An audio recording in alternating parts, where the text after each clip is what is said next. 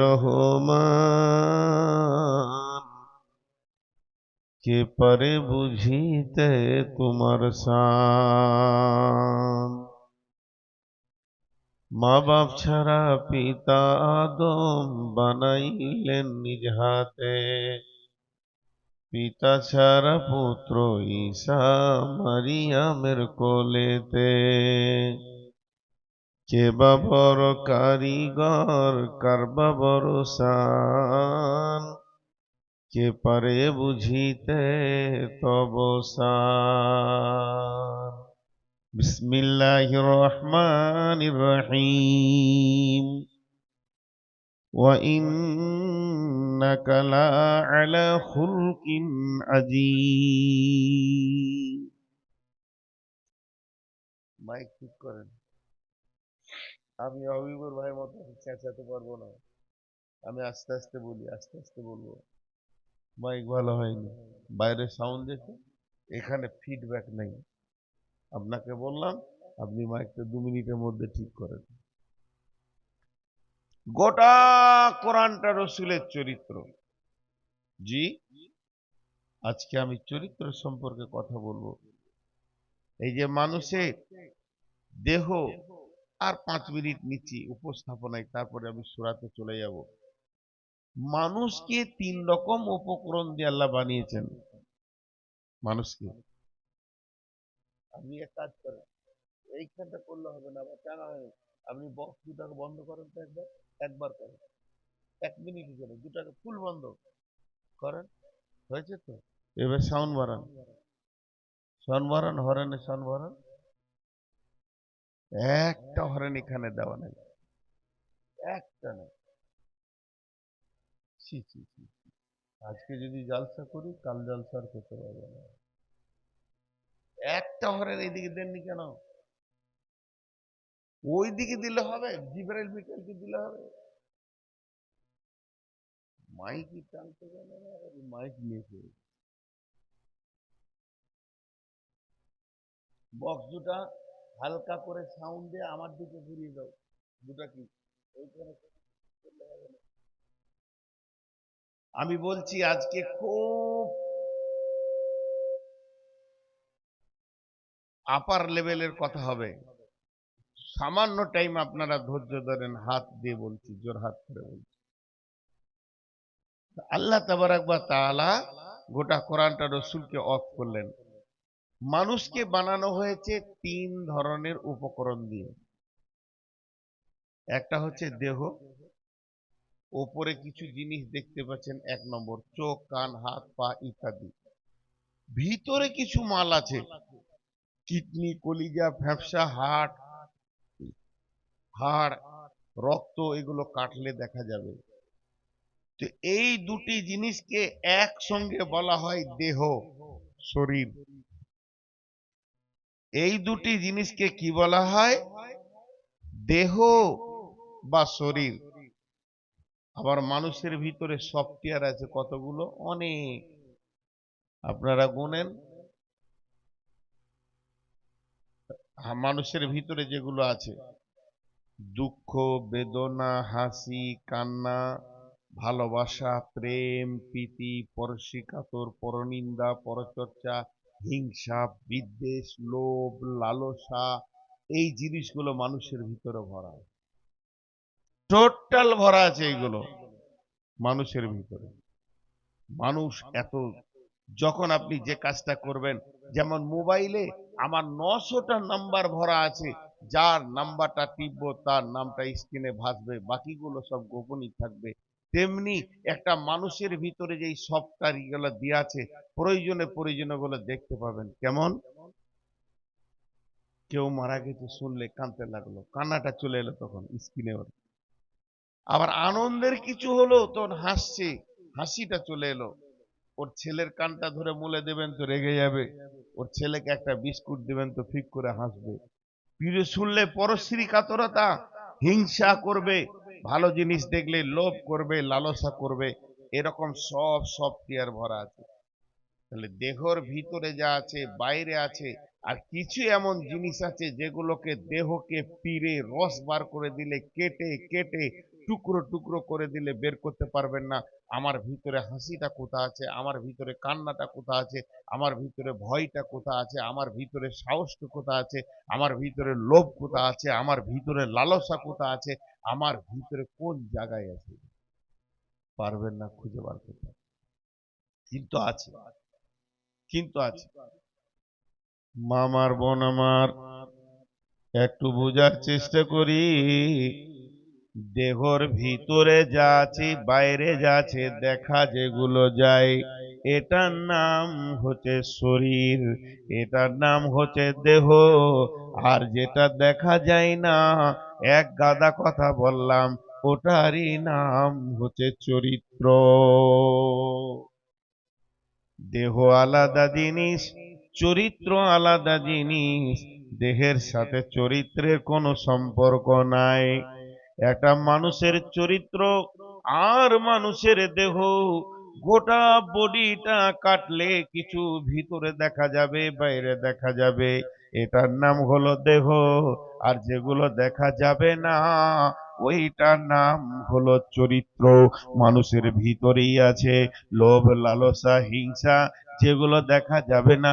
এর ভিতরে কোরআন তেলাওয়াত আছে, ঈমান আছে, এর ভিতরে ভালো ভালো আপনার কিনা নামাজ, রোজা, দোয়াগুলো মুখস্থ আছে। মানুষের ভিতরে আছে, আমি যে কথাগুলো বলছি আমার মগজে এগুলো ভরা আছে, আমার ভেতরে কোরআনের আয়াত আছে। আপনার নিয়ে গিয়ে যদি আমাকে কেটে কেটে পিস করে দেন, কিংবা নিয়ে গিয়ে যদি আমাকে এক্সরে মেশিনে চাপিয়ে দেন, তারপরে ছবি তুলেন, আমার হাড়, হাড্ডি, কিডনি পর্যন্ত ছবি চলে আসবে। হাড়ের ভিতরে যদি কিছু থাকে, তার ছবি চলে আসবে, কিন্তু সূরা রহমান, সূরা ইয়াসিন কোথা আছে, আসবে না। তার কারণ হচ্ছে বন্ধু, এইগুলো টোটাল নাম হচ্ছে চরিত্র। এবার বলি, চরিত্র আর দেহ কিন্তু একটা জিনিস নয়। চরিত্র আলাদা, দেহ আলাদা। চরিত্রের সাথে দেহের কোনো সম্পর্ক নাই, কিন্তু দেহের ভিতরেই চরিত্র লুকিয়ে থাকে। আবু লাহাব, আবু লাহাবটাকে, লাহাব মানে হচ্ছে অগ্নিশিখা।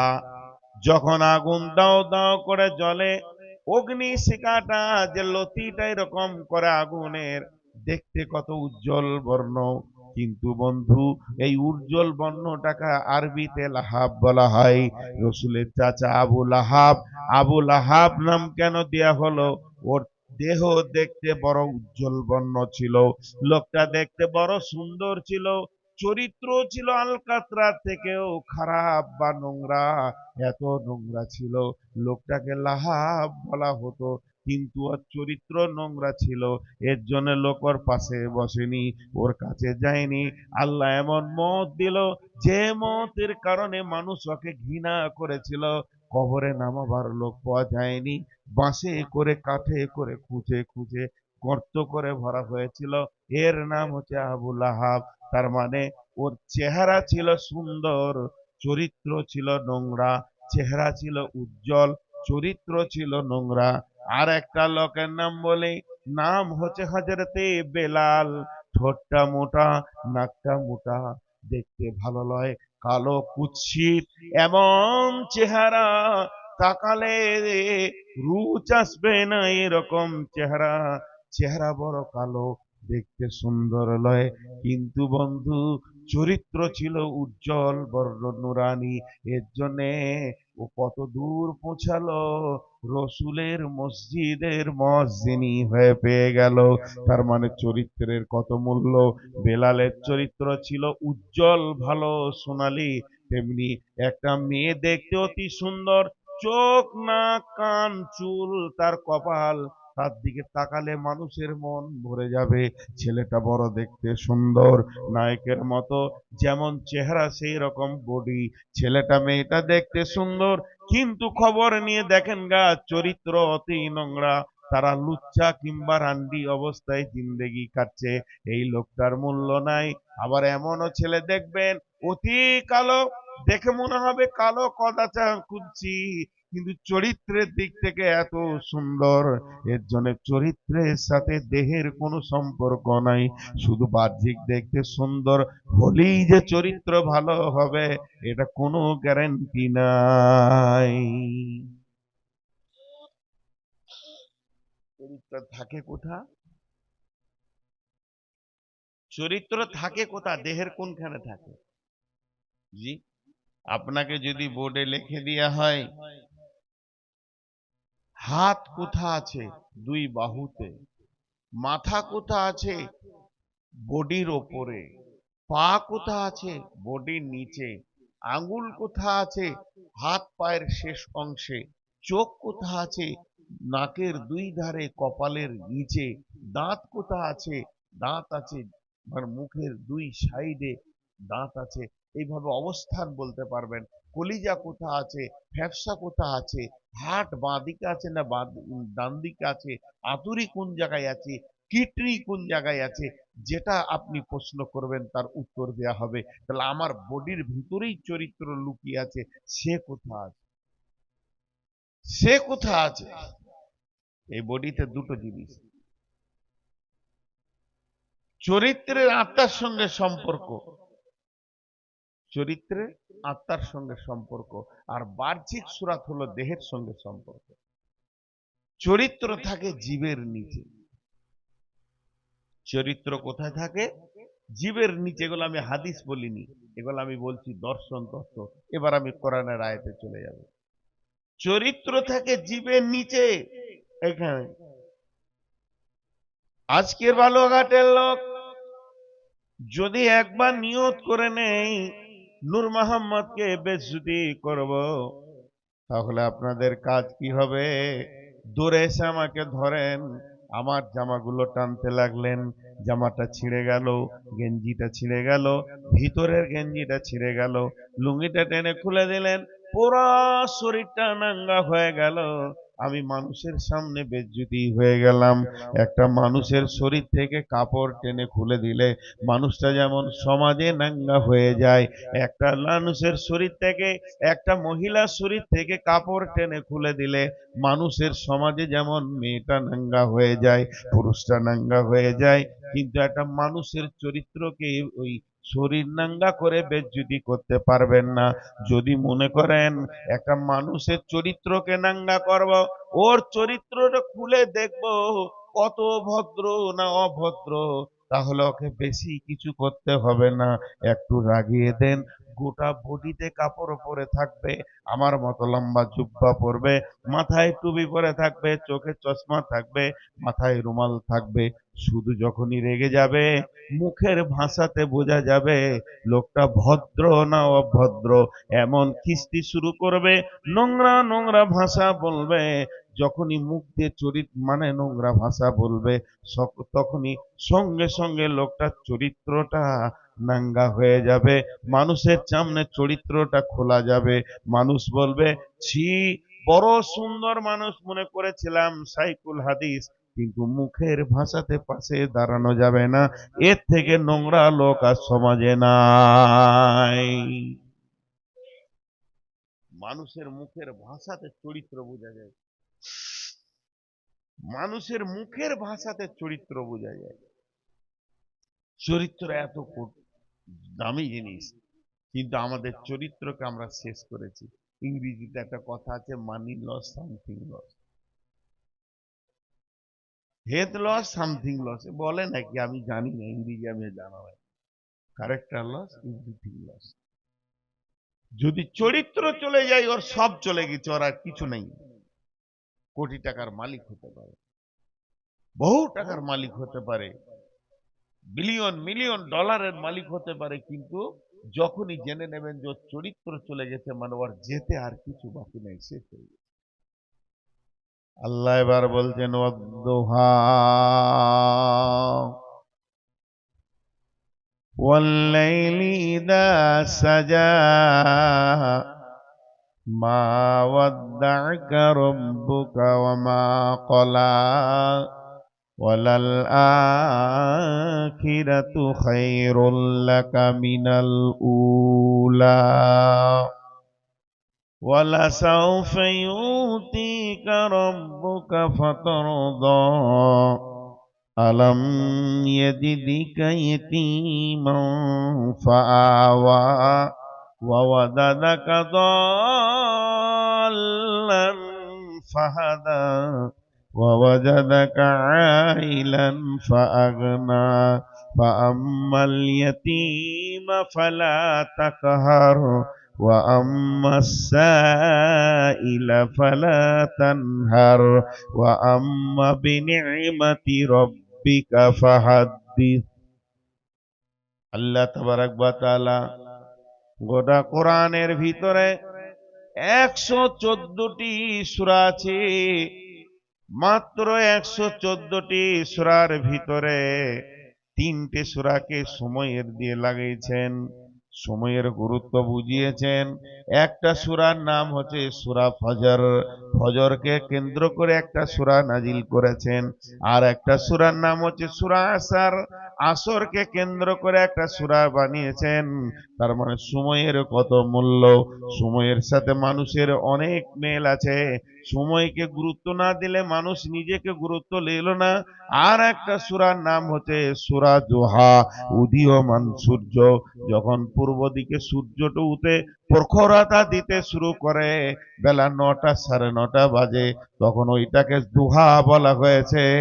এই সূর্যের কসম করছেন আল্লাহ, সারা বিশ্বের মানুষকে বলছেন, হে যুবকের দল, ও নারীর দল, যুবতীর দল, হে আমার গোলাম বান্দা বান্দিরা, আমি উদীয়মান সূর্যের কসম করে বলছি, আমি রব তোমাদেরকে বলছি, ওয়াল্লাইলি ইদা সাজা, চলমান রাত্রির কসম করছি। হে যুবক, কেউ বলেছে এটা জয়ীব বলছে, কেউ বলছে এটা সলিড নয়, জলিব। উদীয়মান সূর্যের কসম মানে হচ্ছে, কেউ সূর্য বলতে রসুলকে বুঝিয়েছেন, রসুল একটা বিরাট সূর্য, এর মতো আলো আর পৃথিবীতে কেউ আনেনি। সূর্য অত বড় আলো দিতে পারবে না। নবীজির আলো বাড়ির ঘরে ঘরে ঘরে ঘরে মানুষের দিলের পেছনে পৌঁছে গেছে। আজকে সূর্যের আলো পৃথিবীর যত জায়গা ফাঁকা আছে পৌঁছাবে, কিন্তু মানুষের ভিতরে আলো পৌঁছায় না। মানুষের চামড়াতে সূর্যের আলো লাগে, পেটের ভিতরে হৃদয়ে পৌঁছায় না। আমার নবী এমন একটা সূর্য ছিলেন, যার আলো মানুষের দিল পর্যন্ত পৌঁছে গেছে। উদীয়মান সূর্য মানে একদম তরুণ যুবক রসুলকে বলতে চেয়েছে। ভাই, এটা বড় বড় আলেমরা বলছে এটা ভুল তফসির। এই তফসির নয়, সূর্য বলতে আসমানের সূর্যের কথা বলা হয়েছে। আল্লাহ তাবারাক ওয়া তাআলা বলছেন, উদীয়মান সূর্যের কসম কেন খেলো? এখানে যতজন যুবক রয়েছে, তরুণ উদ্যম নিয়ে পৃথিবীতে উঠছে, আর যৌবনের তরঙ্গ যেন যাদের উত্তাল করছে, এখনো ভাটি পড়েনি। যৌবন জগতের সমুদ্র যেন উতল পাতল করছে। যত তরুণ যুবতী রয়েছে পদ্মার আড়ালে, আমার বেটিরা যারা রয়েছে, যাদের যৌবনে এখনো ভাটি পড়েনি, উত্তাল যৌবন রয়েছে, এদেরকে বোঝানোর জন্য আল্লাহ উদীয়মান কসমের কলে সূর্যর কসম খেলেন, যাতে করে এই লোকগুলি সাবধানতা অবলম্বন করে। হে যুবকের দল, শোনো, ওয়াল্লাইলি ইযা সাজা ওয়াদ-দুহা, ওয়াল্লাইলি ইযা সাজা, এবং চলমান রাত্রির আমি কসম খাচ্ছি, কারণ তোমাদের চরিত্রগুলো চলমান রাত্রিতেই বেশি নষ্ট হয়। যুবক সন্ধ্যায় মদ পান করে, যুবক সন্ধ্যায় লুচ্চামো করে, বেশি যুবতীর দল সন্ধ্যার সময় অবাধ মিলামিশার জন্য ঘুরে বেড়ায়। তার জন্য আমি রব তোমাদেরকে কসম দিলাম, এই বয়সটাকে তোমরা ব্রেক করো, কন্ট্রোল করো, চরিত্রকে গঠন করো। চরিত্রকে তুমি কন্ট্রোল যদি না করতে পারো, তোমার ব্রেকে যদি ঢিল হয়ে যায়, সারা জীবন তুমি কলঙ্কিত হয়ে যাবে। হে যুবক, হে যুবতী, এর জন্য আমি উদীয়মান কসমের খেলাম, উদীয়মান সূর্যের কসম খেলাম। তুমিও একটা পৃথিবীতে উদীয়মান যুবক যুবতী, তোমাকে এখন ব্রেক করতে হবে, না করলে তুমি বেসামাল হয়ে যাবে। ভাইয়া, রাগ করিয়েন না গো, এতদিন থেকে আপনাদের দেশে আসছি, আমি আপনাদেরই একটা নিজের মানুষ। এই আফসোস করে বলছি, আজকের মাইকটাতে জালসা করতে মানে জীবনে কষ্ট হচ্ছে, খুব কষ্ট হচ্ছে। এমনি সুগারের রোগী, মাইক ফালতু মাইক, এ মাইক আইসক্রিম বেচতে বলবে না, যা করেছে ও বাইরে করেছে, বক্তার জন্য কিছু করেনি। আল্লাহ মাফ করুক। তারপরেও আপনাদের মহব্বতে দিয়ে দিয়ে চলে। আমরা বলি না মাইকের ব্যাপারে, যদি বলি তো মাইকওয়ালারা পরে বলবে ব্যবসা নষ্ট করেছে। তো তুই ভালো করে টাঙিস না, তো ব্যবসা নষ্ট করে। একবার পাকুড়ে বলে দিয়েছিলাম এরকম, তখন থেকে ছেড়েছি। পরের দিন সকালে মাইকম্যান বলছে আমার 13খানা বুকিং ক্যান্সেল হলো আজ, 13টা জালসা এলাকার ফুল ক্যান্সেল করে দিল। কি করলেন বলেন? আমাদের দেখ ভাই, তোর দোষ নেই আর আমারও দোষ নেই, তোর কাজের দোষ। এবার চলেন আল্লাহ নবীর দিকে আস্তে আস্তে আগাই। মা ওয়াদ্দাকা রব্বুকা ওয়া মা ক্বালা। আমার মনে বিশ্বাস এবছরের সেরা বক্তব্য আপনাদেরকে দিচ্ছি। যত যাবেন গভীরে তত আনন্দ পাবেন। এই আয়াতগুলো একটা একটা আসছে, দেখেন শুধু রসুলকে টার্গেট আয়াত, গোটা সূরাটা রসুলকে টার্গেট করবো নাজিল হয়েছে। আমাদের গ্রুপ লিডার আল্লাহ বলছেন মা ওয়াদ্দাকা রব্বুকা ওয়া মা ক্বালা। কদিন ওহী আসেনি, জিবরাইল আসেনি কদিন, আল্লাহ রসুল একাই শুয়ে আছেন, উবুর হয়ে শুয়ে, এবার মানে কাট করে শুয়ে চিন্তায় পড়ে গেছে। কি ব্যাপার, জিবরাইল আর আসা যাওয়া বন্ধ কেন হয়ে গেল? রসুলের এই চিন্তাটা করার কারণটা আপনারা বলেন। জিবরাইল কেন আসে না? আর একটা গ্রুপ বেঈমান গ্রুপ আছে, রসুলকে সব সময় ছোট করে, বেইজ্জতি করে। ওই গ্রুপ আবু জাহেলের গ্রুপ, ওরা আবার রসুলকে বলছে হে মুহাম্মদ, তোর কাছে একটা শয়তান আসতো, সে কই? মানে জিবরাইল। আস্তাগফিরুল্লাহ। নবীজি আরো মনটা ছোট হচ্ছে। কয়েকদিন জিবরাইল আসেনি। এরপর আম্মা জান আয়েশা ঘর যে ঝাড়ু দিতে শুরু করেছে, ঝাড়ু দিতে দিতে খাটের নিচে একটা কুত্তার বাচ্চা মরে পড়েছিল, ওটাকে বের করে যে বাইরে ফেলে দিয়েছে। জিবরাইল আমিন চলে এসেছে, এসে বলছে মা ওয়াদ্দাকা রব্বুকা ওয়া মা ক্বালা। নবী হে, তুমি শুয়ে শুয়ে মনে মনে করছো আল্লাহ তোমাকে ছেড়ে দিয়েছে, আল্লাহর মহব্বত তোমার উপরে নাই। তো ওটা তোমার ভুল, তোমার রব তোমাকে ছেড়ে দেয়নি, আর তোমার উপরে তার মহব্বত কমেনি। যত মহব্বত অতটাই আছে, শুধু কুত্তার বাচ্চা ছিল বলি যে মানে রহমতের ফেরেশতা ঘরে ঢুকতে পাবে না, এর জন্য আমার আগমন বন্ধ। কিন্তু রসুল কি চিন্তা করছিলেন? রসুল তখন উদীয়মান তরুণ যুবক। রসুল মনে মনে ভাবছে তাহলে কি আমার চরিত্রের কোনো ঘাটতি হয়ে গেল নাকি, আমার ব্যবহারে কোনো ঘাটতি হয়ে গেল নাকি, আমি কোনো জায়গায় কোনো নোংরা কথা বলে ফেলেছি নাকি, আমার দ্বারা কোনো ব্যবহারে মানুষ কষ্ট পেয়েছে নাকি, এর জন্যই নাকি আমার রব আমার সঙ্গে কানেক্ট কেটে দিয়েছে।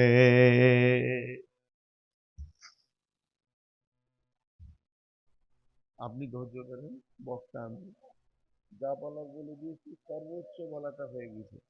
এখন আর হবে না ভাই, এখন আর, এখন আর।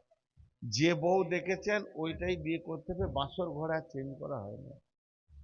কবুল করে নিয়েছে, শালিটিকে নেবো বললে হবে না, কালোটাই নিতে হবে। শালিটা সাদা, ওটা দাও বলে শ্বশুর মারবে। যা হয়ে গেছে হয়ে গেছে, আর চেঞ্জ করা যাবে না। কি আর বলবো, ওকে সবাই মিলে হুমকি দিয়ে না তো ভয় খেয়ে যাবো। আমি যা বলার বললাম, আমার কষ্ট হচ্ছে, আমি এবার ছেড়ে দেবো আর কি, আর খানিক্ষণ পর। তো নবীজিকে বলছে তুমি চিন্তা করো না, আল্লাহ তোমাকে রেখেছে। তো রসুলের যেটা ভয় ছিল যে আমার কোনো ত্রুটি হলো নাকি। জি। এবার দেখেন ওয়াদ্দুহা ওয়াল্লাইলি ইযা সাজা মা ওয়াদ্দাকা রব্বুকা ওয়া মা ক্বালা। সবাইকে বলছি জিনিসগুলো ব্যাখ্যা করো, আর একটু মন দিয়ে শুনবেন। নবী হলেন অতীন তরুণ যুবক উদীয়মান, দিনের দায়িত্ব, কোরআনের দায়িত্ব দেওয়া হয়েছে। ভাবছে হয়তো আমার দ্বারা কোনো ত্রুটি হয়ে গেল নাকি, তার জন্য নবীজিকে বললেন না না না, হে নবী, তোমার দ্বারা কোনো ত্রুটি হয়নি, আল্লাহ তোমাকে ছাড়েনি। এরপর আল্লাহ বলছেন, ওয়ালাল আখিরাতু খায়রুল লাকা মিনাল উলা। আরেকবার বলছি, ওয়ালাল আখিরাতু খায়রুল লাকা মিনাল উলা। ওয়ালাল আখিরাতু খায়রুল লাকা মিনাল উলা। হে নবী, তুমি শুনে নাও, পার্থিব জগৎ যতই সুসজ্জিত করে সাজানো থাকুক এই চরাচর, এর থেকে তোমার আখেরাত অনেক ভালো। দুনিয়া থেকে আখেরাত অনেক গুণে ভালো এবং অনেক ভালো। ওয়ালাল আখিরাতু খায়রুল লাকা মিনাল উলা। এটা কেন বললেন? এটা কেন বললেন? মানুষের চরিত্র নষ্ট হয় লোভ লালসায়। লোভ, লোভ লালসায় চরিত্র নষ্ট হয়। জি, লোভ একটা এমন জিনিস, দেখবেন খাওয়াতে মানুষের চরিত্র থালাতে বোঝা যায়, খাওয়ার থালাতে। আর কোনো ভাগাভাগি জিনিসে আর সফরে মানুষের চরিত্র বোঝা যায় যে মানুষটা কোন চরিত্রে। যদি দুদিন আমার সঙ্গে সফর করে তো বলে দেবো কোন চরিত্রের মানুষ, আর খেতে বসলে বলে দেবো। আল্লাহ মাফ করুন, আপনাদেরকে উদাহরণ দিচ্ছি, আপনারা জিজ্ঞেস করবেন না। এই জালসার মাহফিলে ঘুরছি তো দেখছি 1 পিস 2 পিস 5 পিস মাংস এনাফ একটা মানুষের জন্য। কাউকে কাউকে দেখছি খালি লোড করেই যেতে, লোড করেই যেতে, এত লোভ ওর ভিতরে। এই লোভ, লোভ যদি কোনো মানুষের একবার ভিতরে ঢুকে যায়, লালসা যদি ভিতরে ঢুকে যায়, রে বোন, রে আমার বেটি, ওর চরিত্র নষ্ট হবেই হবে। যদি টিউবে কাঁটা ঢুকে যায় তো হাওয়া বেরিয়ে যাবে, তেমনি যার ভিতরে লোভ ঢুকে যাবে ওর ভিতর থেকে সুন্দর চরিত্রটা বেরিয়ে গিয়ে নোংরা হয়ে যাবে। যেখানে সেখানে লোভ লালসার জন্যে বেজ্জতি হবে। এর জন্য আল্লাহ নবীকে বলে দিলেন, নবীকে দুনিয়ার ব্যাপারে তুমি কোনো চিন্তা করিও না, দুনিয়া থেকে তোমার আখেরাতটা অনেক উত্তম। ফামা মাতাউল হায়াতিদ দুনিয়া ফিল আখিরাতি ইল্লা কালিল।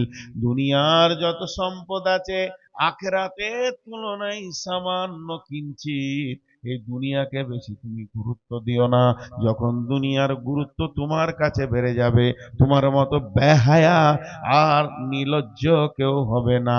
অতএব তুমি কোনোদিন দুনিয়াকে গুরুত্ব দেবে না। চরিত্র দেখতে কেমন?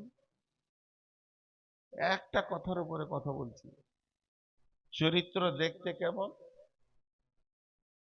আরেকবার বলছি, চরিত্র দেখতে কেমন, চরিত্রের অবস্থান কেমন? একসাথে উত্তর দিচ্ছি, টিউবের ভিতরে হাওয়া যেমন, টিউবের ভিতরে হাওয়া যেমন। হার্ট পাম্প, টিউব মজবুত, ডাম্পার মজবুত, গাড়ি নিউ, যত মাল চাপাবেন 63 টন পাথর চাপিয়ে দেন, সেই পাথরকে পাকুড় থেকে নিয়ে গিয়ে কাটিহার পৌঁছে দেবে। তাহলে টিউটা এত মজবুত আছে কেন? টায়ারটা এত শক্ত কেন? 63 টন মালকে টেনে দিল কেন? তার মানে তার ভিতরে হাওয়া মজবুত আছে।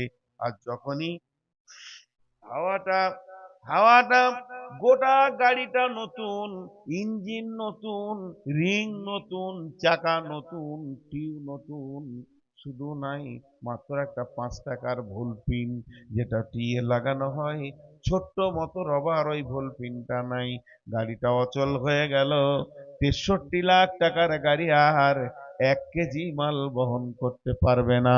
তার মানে হচ্ছে চরিত্র হলো ওই হাওয়াটার মতো, সামান্য চরিত্র গঠন করতে সময় লাগে, টায়ারটা বানাতে সময় লেগেছে, টিউটা বানাতে সময় লেগেছে, টিউয়ের নজেল বানাতে সময় লেগেছে, দীর্ঘ মেহনতের পর পাম্প দিয়ে হাত পাম্প করা হলো, কিন্তু টিউ থেকে হাওয়া যেতে বেশি সময় লাগবে না। একটা তার কাটা ফুটে গেল, একটা কাঁটা ফুটে গেল, ফুস করে সব বেরিয়ে গেল। বানাতে যা সময় লাগে যেতে সময় লাগে না। একটা মানুষের চরিত্র বানাতে সময় লাগে। আজ আমার 53 বছর বয়স চলছে, আমি ধীরে ধীরে নিজের চরিত্র সমাজে বানাতে বানাতে বানাতে বানাতে মালদা বলছে বাহবা নূর মোহাম্মদ, আবার দিনাজপুর বলছে বাহবা নূর মোহাম্মদ, পশ্চিমবঙ্গ, বিহার, ঝাড়খণ্ড, আর আপনার কিনা মেঘালয়, ত্রিপুরা, আসাম বলছে বাহবা নূর মোহাম্মদ, নেপাল, ভুটান বলছে বাহবা নূর মোহাম্মদ। সারা বিশ্ব যেন আমাকে ভালোবাসছে। এত চরিত্র বানাতে আমাকে 40 বছর লেগেছে, 45 বছর লেগেছে, 50 বছর লেগেছে। কিন্তু যখনই এই বালুয়াঘাটের লোক শুনে নেবে নূর মোহাম্মদ শামসির জলসাতে একটা মেয়ের গায়ে হাত দিয়ে দিয়েছে, কোনো একটা মেয়েকে কথা বলে ফেলেছে, কিংবা একদিন শুনে নেবে এ সুদ খায় গোপনে গোপনে, কিংবা শুনে নেবে কখনো গোপনে মদ খায়, সিগারেট খায়, একটা খবর শুনে নেবে চরিত্র 50 বছরের ফুঁস হয়ে যাবে, মানুষের সামনে বের হয়ে চলে যাবে। এর জন্য চরিত্র বানাতে সময় লাগে, চরিত্র যেতে সময় লাগে না।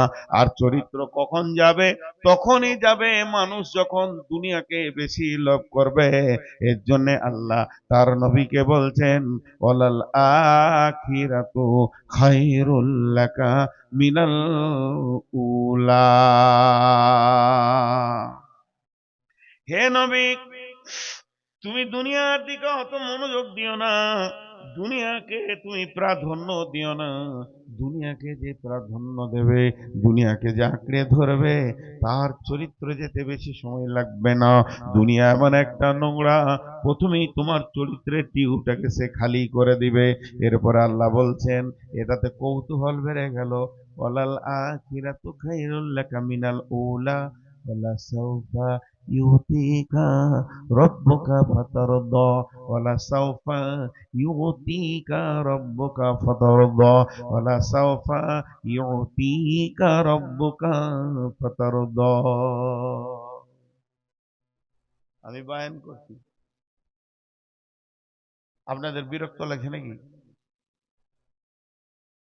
আমি বায়ান করছি এখন খুব মন দিয়ে, আর আপনারাও মন দিয়ে শুনছেন। কমিটির একটা লোক খালি আমার কানে এসে এটা বলে দিল, ওয়ালা সাউফা ইউতিকা রব্বুকাটা বাদ দিয়ে এখানে বলতে হবে কমিটি ফাতারদা। মাওলানা, আপনি বায়ানটা করেলেন, আপনার জন্য একটা প্রাইজ আছে কমিটির তরফ থেকে, আপনি খুশি হয়ে যাবেন দেখলে।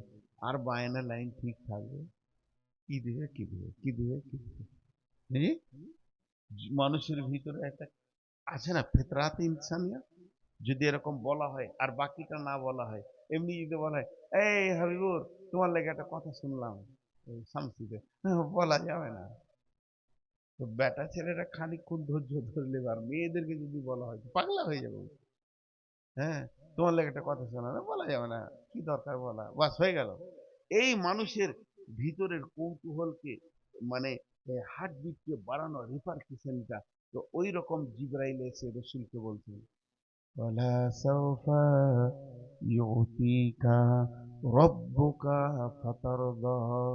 নবী হে, অতি সত্বর তোমার রব তোমাকে এমন একটা জিনিস দেবে, তুমি খুশি হয়ে যাবে। অতি সত্বর, অতি সত্বর, খুব তাড়াতাড়ি, একদম বিলম্ব নয়, লেট নয়, তোমাকে তোমার আল্লাহ আল্লাহ দেবেন। তাহলে ছোট মাল নয়, এমন মাল দেবে নবী হে, মালটা পাওয়ার সঙ্গে সঙ্গে তুমি খুশি হয়ে যাবি। আল্লাহ রসুল মুখ ফুটে বলছে না, কিন্তু চেহারাতে বোঝা যাচ্ছে কৌতূহল লেগে গেছে, কি দিবে কি দিবে। হ্যাঁ ভাইরা আমার, তিনিও মানুষ ছিলেন, তিনি মানুষ ছিলেন। যখনই এই কৌতূহল শুরু হয়ে গেছে, আল্লাহ পর পর কি বলছেন, আলাম ইয়াজিদকা ইয়াতীমান ফাআওয়া ওয়া ওয়াজাদাকা দাল্লান ফাহাদা ওয়া ওয়াজাদাকা আইলান ফাআগনা। তিনটে কথা বলেন। আলাম ইয়াজিদকা ইয়াতীমান ফাআওয়া ওয়া ওয়াজাদাকা দাল্লান ফাহাদা ওয়া ওয়াজাদাকা আইলান ফাআগনা। নবী হে, তুমি কি ভেবেছো তোমাকে দেবে না? তাহলে বলো, প্রথম নম্বরে তুমি গোমরা ছিলে, কোন তোমার জ্ঞান ছিল না, আল্লাহ দিয়েছেন তোমাকে জ্ঞান, হেদায়েতের মালিক আল্লাহ, আল্লাহ তোমাকে হেদায়েত দিয়েছেন। তারপরে তুমি কি ছিলে? অজাদাকা আইলান ফাগনা, তুমি নিঃস্ব ছিলে, আল্লাহ তোমাকে মাল দিয়েছে, সম্মান দিয়েছে। ওয়াজাদাকা যাল্লান ফাহাদা ওয়াজাদাকা আইলান ফাগনা, আল্লাহ তাবারাক ওয়া তাআলা তোমাকে চারিদিক থেকে সম্মান করেছে। আলাম ইয়াতিকা ইয়াতীমা ফাআওয়া ওয়াজাদাকা যাল্লান ফাহাদা ওয়াজাদাকা আইলান ফাগনা। আল্লাহ তাবারাক ওয়া তাআলা তোমাকে দেয়নি কি তুমি বলো, সম্মানে পরিপূর্ণ করে দিয়েছি। দেখেন, শেষ কথাটা নিয়ে যাবেন, আপনাদেরকে বেশি বিরক্ত করব না, বলেছি তো করব না ইনশাআল্লাহ। এখানে দুটো ডিপলি কথা আছে, শোনেন। কথাটা কি? আল্লাহ তার রসুলকে বলছেন, আমি একটা উদাহরণ দিব। ধরেন আমার গ্রামে কোনো একটা ছেলেকে বলছি যে বাবা তুমি একটা কাজ করো তো, আমি বাড়িতে নাই, আমি একটা কাজে আছি, বাইরে আছি, মালদাতে আছি, তুমি আমার বাড়ির একটু হাট বাজার গুলো এনে দাও। জি, হাটটা এনে দাও, আজকে হাটবার, হাটের মালগুলো এনে আমার বাড়িতে দাও, তোমাকে 50 টাকা দিব। খুব মন দিয়ে শুনবেন,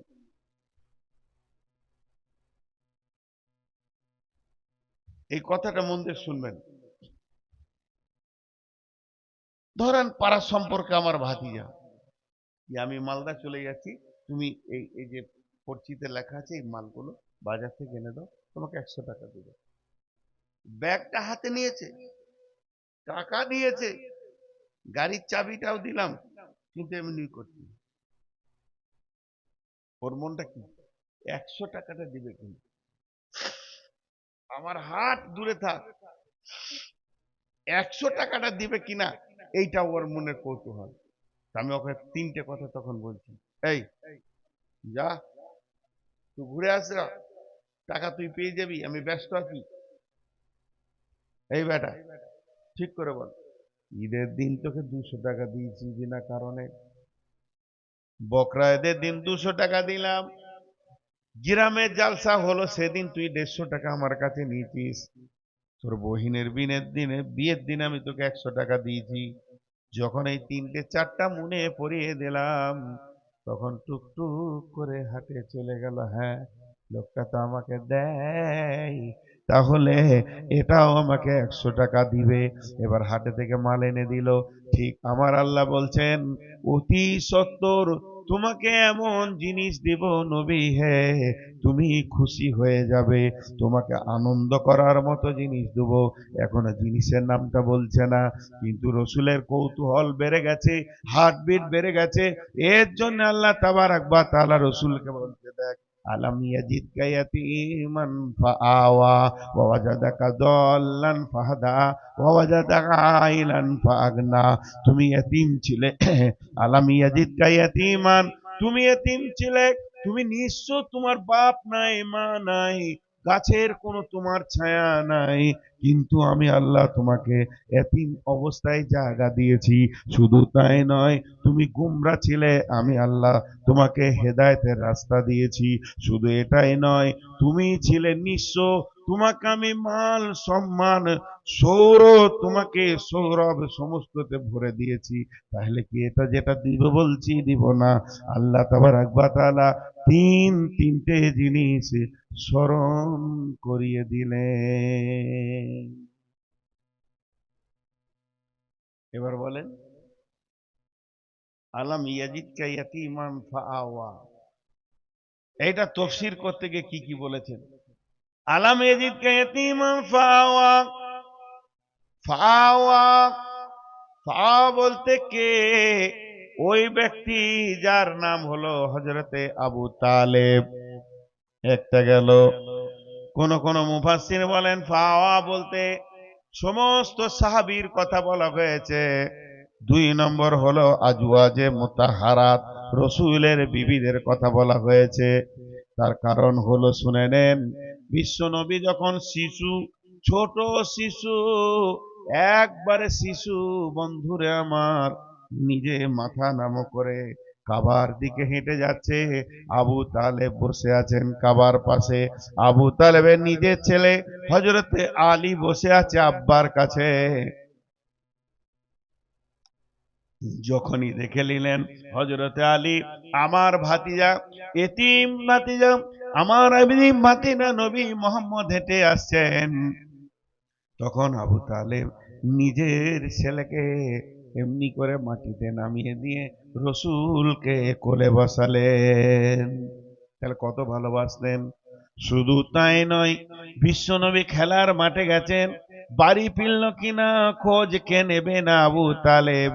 একদিন বিশ্বনবী আবু তালেবকে জড়িয়ে ধরে বলছেন, চাচা, এখানে যতগুলো ছেলে খেলছিল, যতগুলো ছেলে আনন্দ করছিল, তাদের মা আব্বা তাদেরকে ডেকে নিয়ে গেল।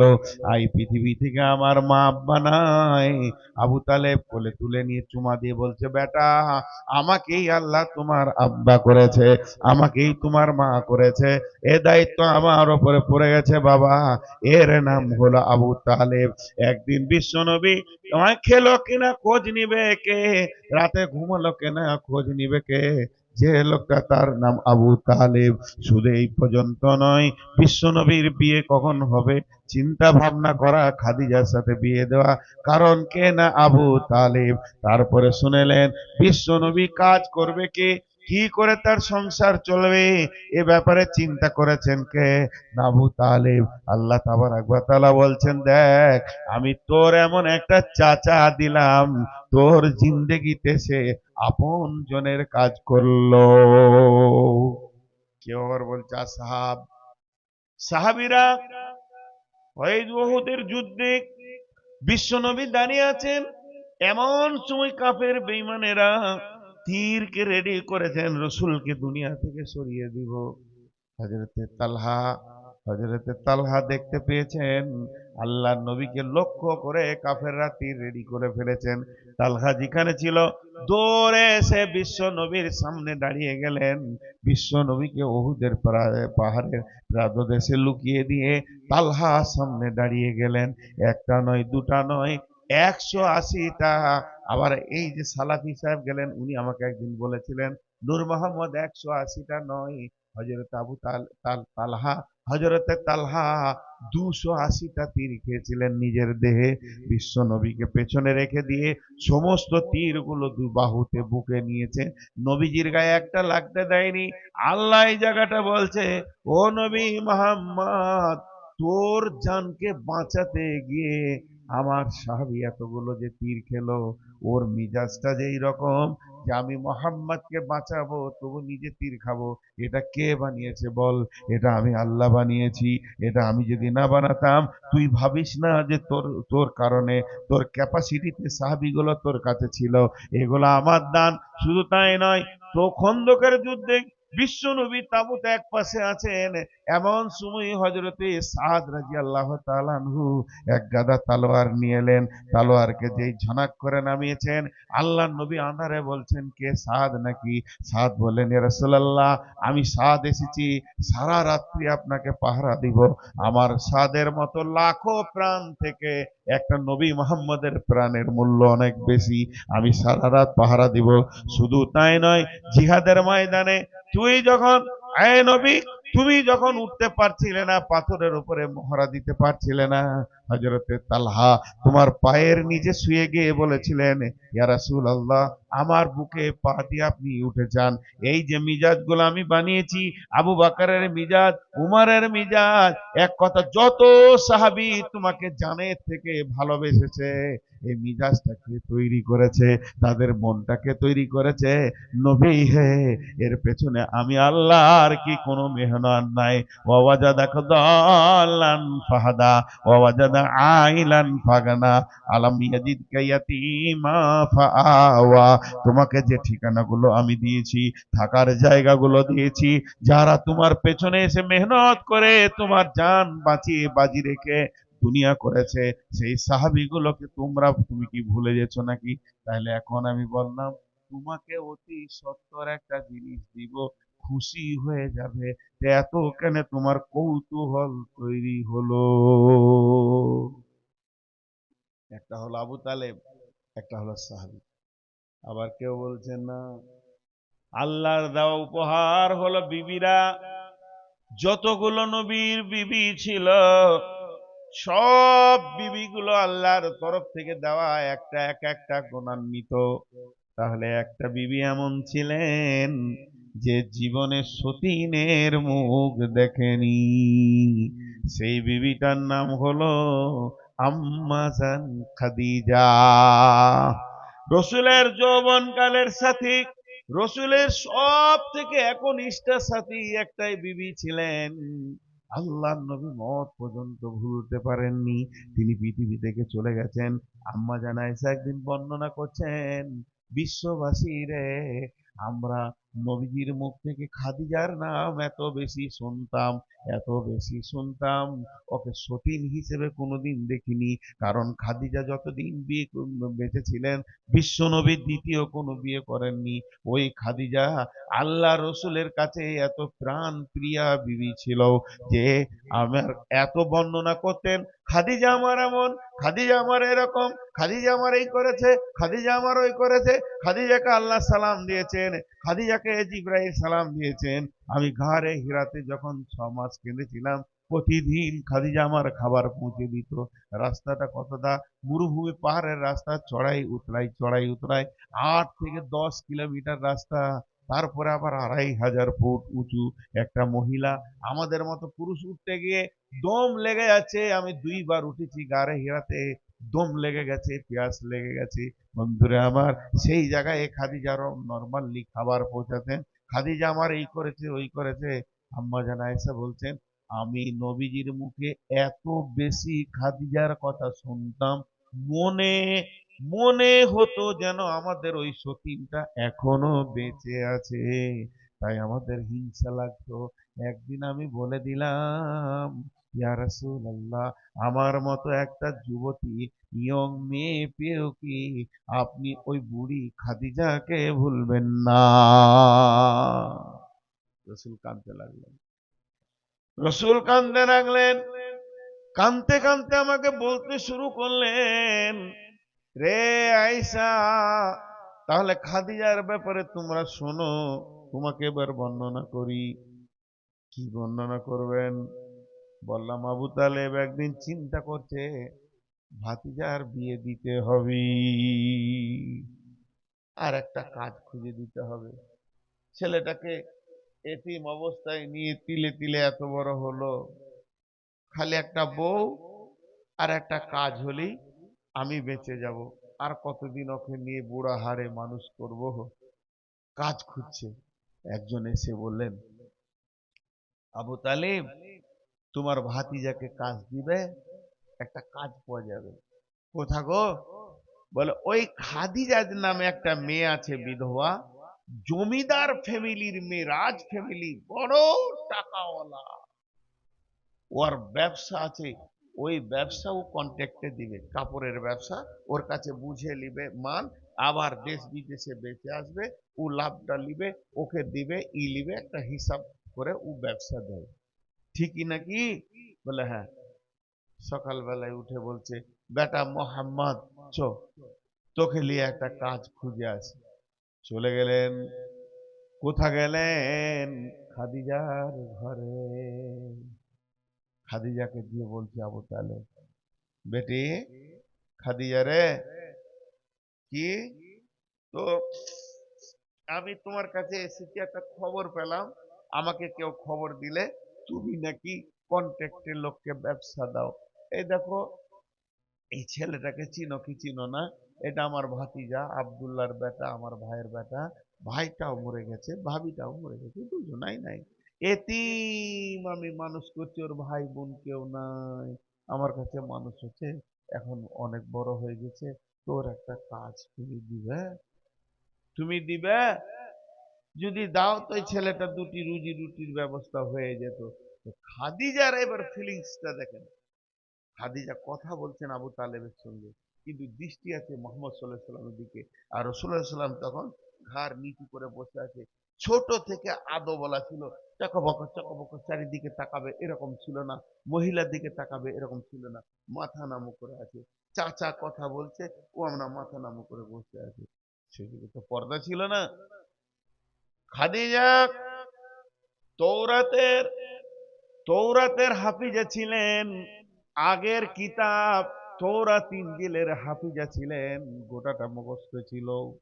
শুধু তাই ছিল না, খাদিজা ব্রেনিয়ান ছিলেন, কতটা ও তফসির পর্যন্ত জানতো। ওখান থেকে শুনেছে, ও নিজে পড়েছে, একটা মোহাম্মদ নামে নবী আসবে, তার চেহারাটা এরকম হবে, চুলগুলো কুঁচকানো কুঁচকানো হবে, নাকের আগালটা হালকা চাড়া হবে, চেহারা উজ্জ্বল বর্ণ হবে, চাপা ভুরু হবে, চেহারাটা দেখতে বড় সুন্দর হবে। খাদিজা রসুলের চাচার সঙ্গে কথা বলছে, আর ব্রেনে তৌরাতের সঙ্গে ইনজিলের সঙ্গে রসুলকে মিলিয়ে মিলিয়ে দেখছে, মনে হচ্ছে যেন এটাই নবী হবে। কথাটা ক্লিয়ার হলো না, ওর মনটা খালি বলে হতে পারে, খুব ক্লিয়ার নয়। খাদিজা কথা দিল, হ্যাঁ দিব, ওকে কাজ দিব, কাল সকালে পাঠিয়ে দিন, ও কাজ করবে। বিশ্বনবী সকালে গেলেন, কাজের নিয়তে বেরিয়ে গেলেন। খাদিজা বড় একটা কাপড়ের বট গাঁটকে তৈরি করে সুন্দর করে বেঁধে বললেন, মোহাম্মদ যাও, তুমি বাণিজ্যে বেরিয়ে যাও, এগুলো ব্যবসা করে নিয়ে এসো, তারপরে যেটা লাভ হবে তোমার আর আমার। এইবার আল্লাহ নবী যখনই বেরিয়ে যাবেন, মাইসারা বলে একটা যুবককে ডাকলেন খাদিজা, যে বললেন, মোহাম্মদ এই মাল তোমাকে বহন করতে হবে না, এই মালকে বহন করার জন্য আমি তোমাকে একটা গোলাম দিচ্ছি, গোলামটা সঙ্গে নিয়ে যাও। গোলামটা সঙ্গে নিলেন মাইসারাকে, এবার চলে গেলেন। ঘুরতে ঘুরতে ঘুরতে ঘুরতে নবীজি শাম শামে পৌঁছে গেলেন। শামে পৌঁছানোর পর মাইসারাকে বলছে, মাইসারা আমি ক্লান্ত হয়ে গেছি, এবার আর হাঁটতে পারছি না, কাপড়টা এখানে নামাও, তুমি কাপড়ের পাশে বসে থাকো, আর আমি একটু রেস্ট করে নি। নবীজি একটু বলছে, আমি একটু ঘুমিয়ে নি 1-2 মিনিট, তুমি এখানে বসো, কাপড়টা দেখো। এদিকে খাদিজার ভিতরে জোয়ার ভাটা শুরু হয়েছে। পাঠানো ঠিক হলো না, ওর তো অনেক দুশ্মন হবে, ওকে তো মার্ডার করার লেগে লোক দৌড়ে বেড়াবে, ওর তো অনেক দুশ্মন হবে। পাঠানো ঠিক হলো না, পাঠানো ঠিক হলো না। যার দিল বেচैन, কখন ঘুরে আসবে, কখন নিরাপত্তায় পৌঁছাবে। আর মাইসারা বসে বসে কাপড় জুগাইছে, বিশ্বনবীর চোখ লেগে গেছে, শুয়ে গেছে। একটা দল পেরিয়ে গেছে ওইদিকে, জি, খ্রিস্টানদের দল, খ্রিস্টানদের দল ওইদিকে পেরিয়ে গেছে। আর ওদের যেটা পোপ, পোপ মানে হচ্ছে পাদরি, আরবিতে বলে হিব্র, মানে আমাদের যেমন আলিম, ওদের ওইরকম বড় আলিম একটা খ্রিস্টানদের পেরিয়ে গেছে। আর ওর পেছনে গাদা শিষ্য যেতে যেতে যেতে যেতে যেতে থমকে দাঁড়িয়ে গেল রসুলকে দেখে, এমন করে দাঁড়িয়ে গেল। ওর যাওয়াটা যেন হঠাৎ ব্রেক হয়ে গেল। যেই ব্রেক হয়ে গেল, গিয়ে ওই পোপ জিজ্ঞেস করছে, এই তোর নাম কি রে, তোর নাম কি? ওই যুবকটাকে, আমার নাম মাইসারা। ও, এটাকে, ওর নাম কি? বলে ওর নাম হচ্ছে মোহাম্মদ সাল্লাল্লাহু আলাইহি ওয়াসাল্লাম। ও, তোরা কোথা থেকে এসছিস? মক্কা থেকে। এই মাল কার? মাল খাদিজার। ও মহিলা সবাইকে ব্যবসা দেয় লাভের ভাগাভাগিতে। তো ওই মোহাম্মদ সাল্লাল্লাহু আলাইহি সাল্লাম ওর ম্যানেজার, ওর ব্যবসা ওর ভাগাভাগিতে লাভ ব্যবসা করতে এসছি, আমি এসছি মাল বহন করার লেগে। পোপ বলছে ঘুমাতে দিস না, ওকে উঠিয়ে এনে আর শাম সিরিয়াতে থাকিস না, সোজা মক্কা ফিরে চলে যা। আমি যেটা বুঝছি আমার জ্ঞান দিয়ে এটাই শেষ নবী হবে। ওর চেহারা বলছে এটা আখিরি পয়গাম্বার হবে।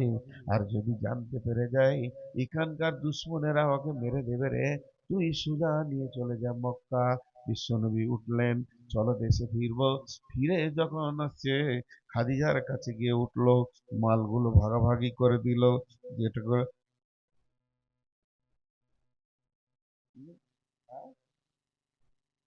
ঠিক আছে।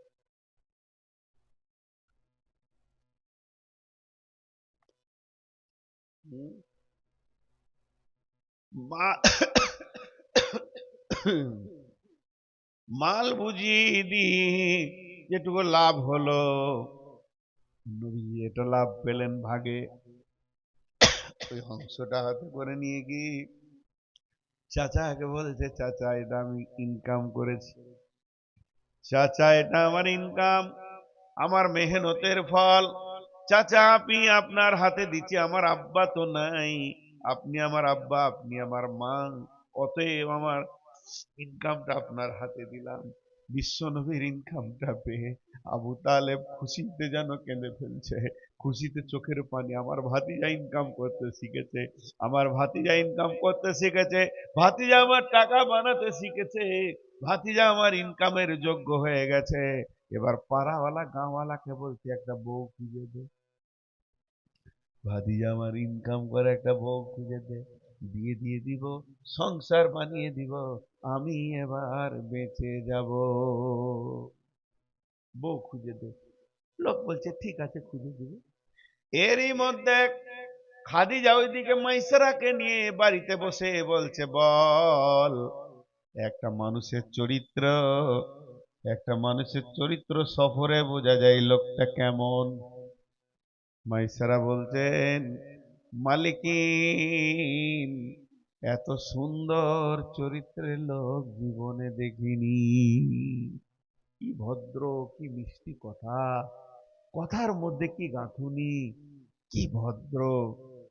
মালিকিন, 2 নম্বর ওই লোকটাকে আমি একটা খেয়াল করেছি, যত মরুভূমিতে আমি হেঁটেছি চারিদিকে গাছপালা নাই, কিন্তু এত প্রখর রোদের ভিতরেও আল্লাহর কি মহিমা, যেন একটা মেঘের ছায়া আমাদের সঙ্গে থেকেছে, এটা আমি দেখেছি। নিশ্চয়ই লোকটাকে আল্লাহ ভালোবাসে। মালিকিন, 3 নম্বর খবরটা লাও, ওকে নিয়ে আমি শাম দেশে এক জায়গায় আরাম করছিলাম, উনি শুয়েছিলেন, আমি কাপড়গুলো নিয়ে বসেছিলাম, আর একটা খ্রিস্টানদের পোপ বলল নিয়ে চলে যা মক্কাতে, এই ছেলেটা নবী হবে। তখন খাদিজার যেটা ডাউট ছিল ওটা পূর্ণ হয়ে গেল, জি এটাই নবী। খাদিজা একবার ভাবছে যুবক তো তরুণ যুবক, বয়স তো 24, বয়স তো 25, আর আমি হলাম 40 বছরের বুড়ি, আমাকে বিয়ে করবে কি না। বিয়ের মানসিকতা তৈরি হলো, একবার মনে মনে করে প্রস্তাব দি, একবার করে আবার পেঁচিয়ে আসে না প্রস্তাব দিব না, না একবার প্রস্তাব দি, এত দামি মানুষের পায়ের নিচে যদি জীবনটা কাটাতে পারি আমি খাদিজাও ধন্য হয়ে যাব।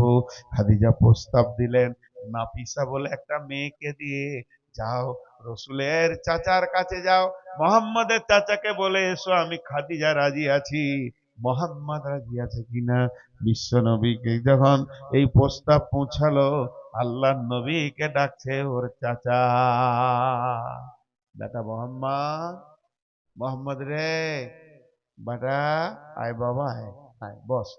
বসালেন, বসানোর পর বলছে বেটা খাদিজার তরফ থেকে তোকের বিয়ের প্রস্তাব এসেছে। বিশ্বনবী হ্যাঁ বললেন না, বিশ্বনবী নাও বললেন না, বিশ্বনবী হা বললেন না, না বললেন না, বরং মাথাটা হালকা নামিয়ে একটু মুচকে হাসলেন। এটাই দেখে আবু তালেব বুঝে নিলেন বেটা আমার রাজি আছে। তখনই আবু তালেব বলে দিলেন, নাফিসা রে, খাদিজাকে রেডি হতে বলো। একটা দিন ধার্য করে আবু তালেব নিজে খুতবা পড়ে বিয়ে পড়িয়ে দিলে। এখনকার বাপ মাদের একটা ডিউটি শেষ হয়ে গেছে, বউ খোঁজা ডিউটিটা শেষ, ছেলেরাই খুঁজে নিচ্ছে। নাকি ভাই? খুব দামি দিন চলে এসছে। আর লজ্জা করার কিছু নাই, বিয়ের আগেই চলাফেরা, উঠা বসা, ফোন করা, গল্প করা, হাট বাজার ঘোরা, মেলাতে ঘোরা বিয়ের আগেই শুরু হয়ে গেছে। খালি যদি একবার শুনতে পাই যে ওর সঙ্গে আমার বিয়ে হবে। জি ভাই, সেই যুগটা কেমন ছিল! এত ট্যালেন্টেড মানুষ, পৃথিবীর অদ্বিতীয় মানুষ, সে এত লজ্জা, তা বললো বিয়ে হয়ে গেল। এতদিন ছিল ম্যানেজার, এতদিন ছিল বাড়ির কাজের ম্যানেজার, এবার নবী মোহাম্মদ সাল্লাল্লাহু আলাইহি সাল্লাম হয়ে গেল বাড়ির লোক। খাদিজা সহিলেদেরকে বললেন, ঘর সাজাও, ঘরকে তৈরি করো, আমার সঙ্গে আমার নব স্বামীর আলাপ পরিচয় হবে, যেটাকে বাসর ঘর বলে, তোমরা সাজাও। বান্ধবীরা সাজালেন, বিশ্ব নবীকে ডাকা হলো। বিশ্ব নবী বাসর ঘরে বসে আছেন, আম্মা জান খাদিজা প্রথম স্বামীর সঙ্গে আলাপে যাচ্ছেন। এর আগে খাদিজার একটা স্বামী মারা গেছে, একজন তালাক দিয়েছে, খাদিজার তৃতীয় নম্বর পড়েছে নবী মোহাম্মদ সাল্লাল্লাহু আলাইহি সাল্লাম। কিন্তু নবীজির জীবনে প্রথম মহিলা আম্মা জান খাদিজা।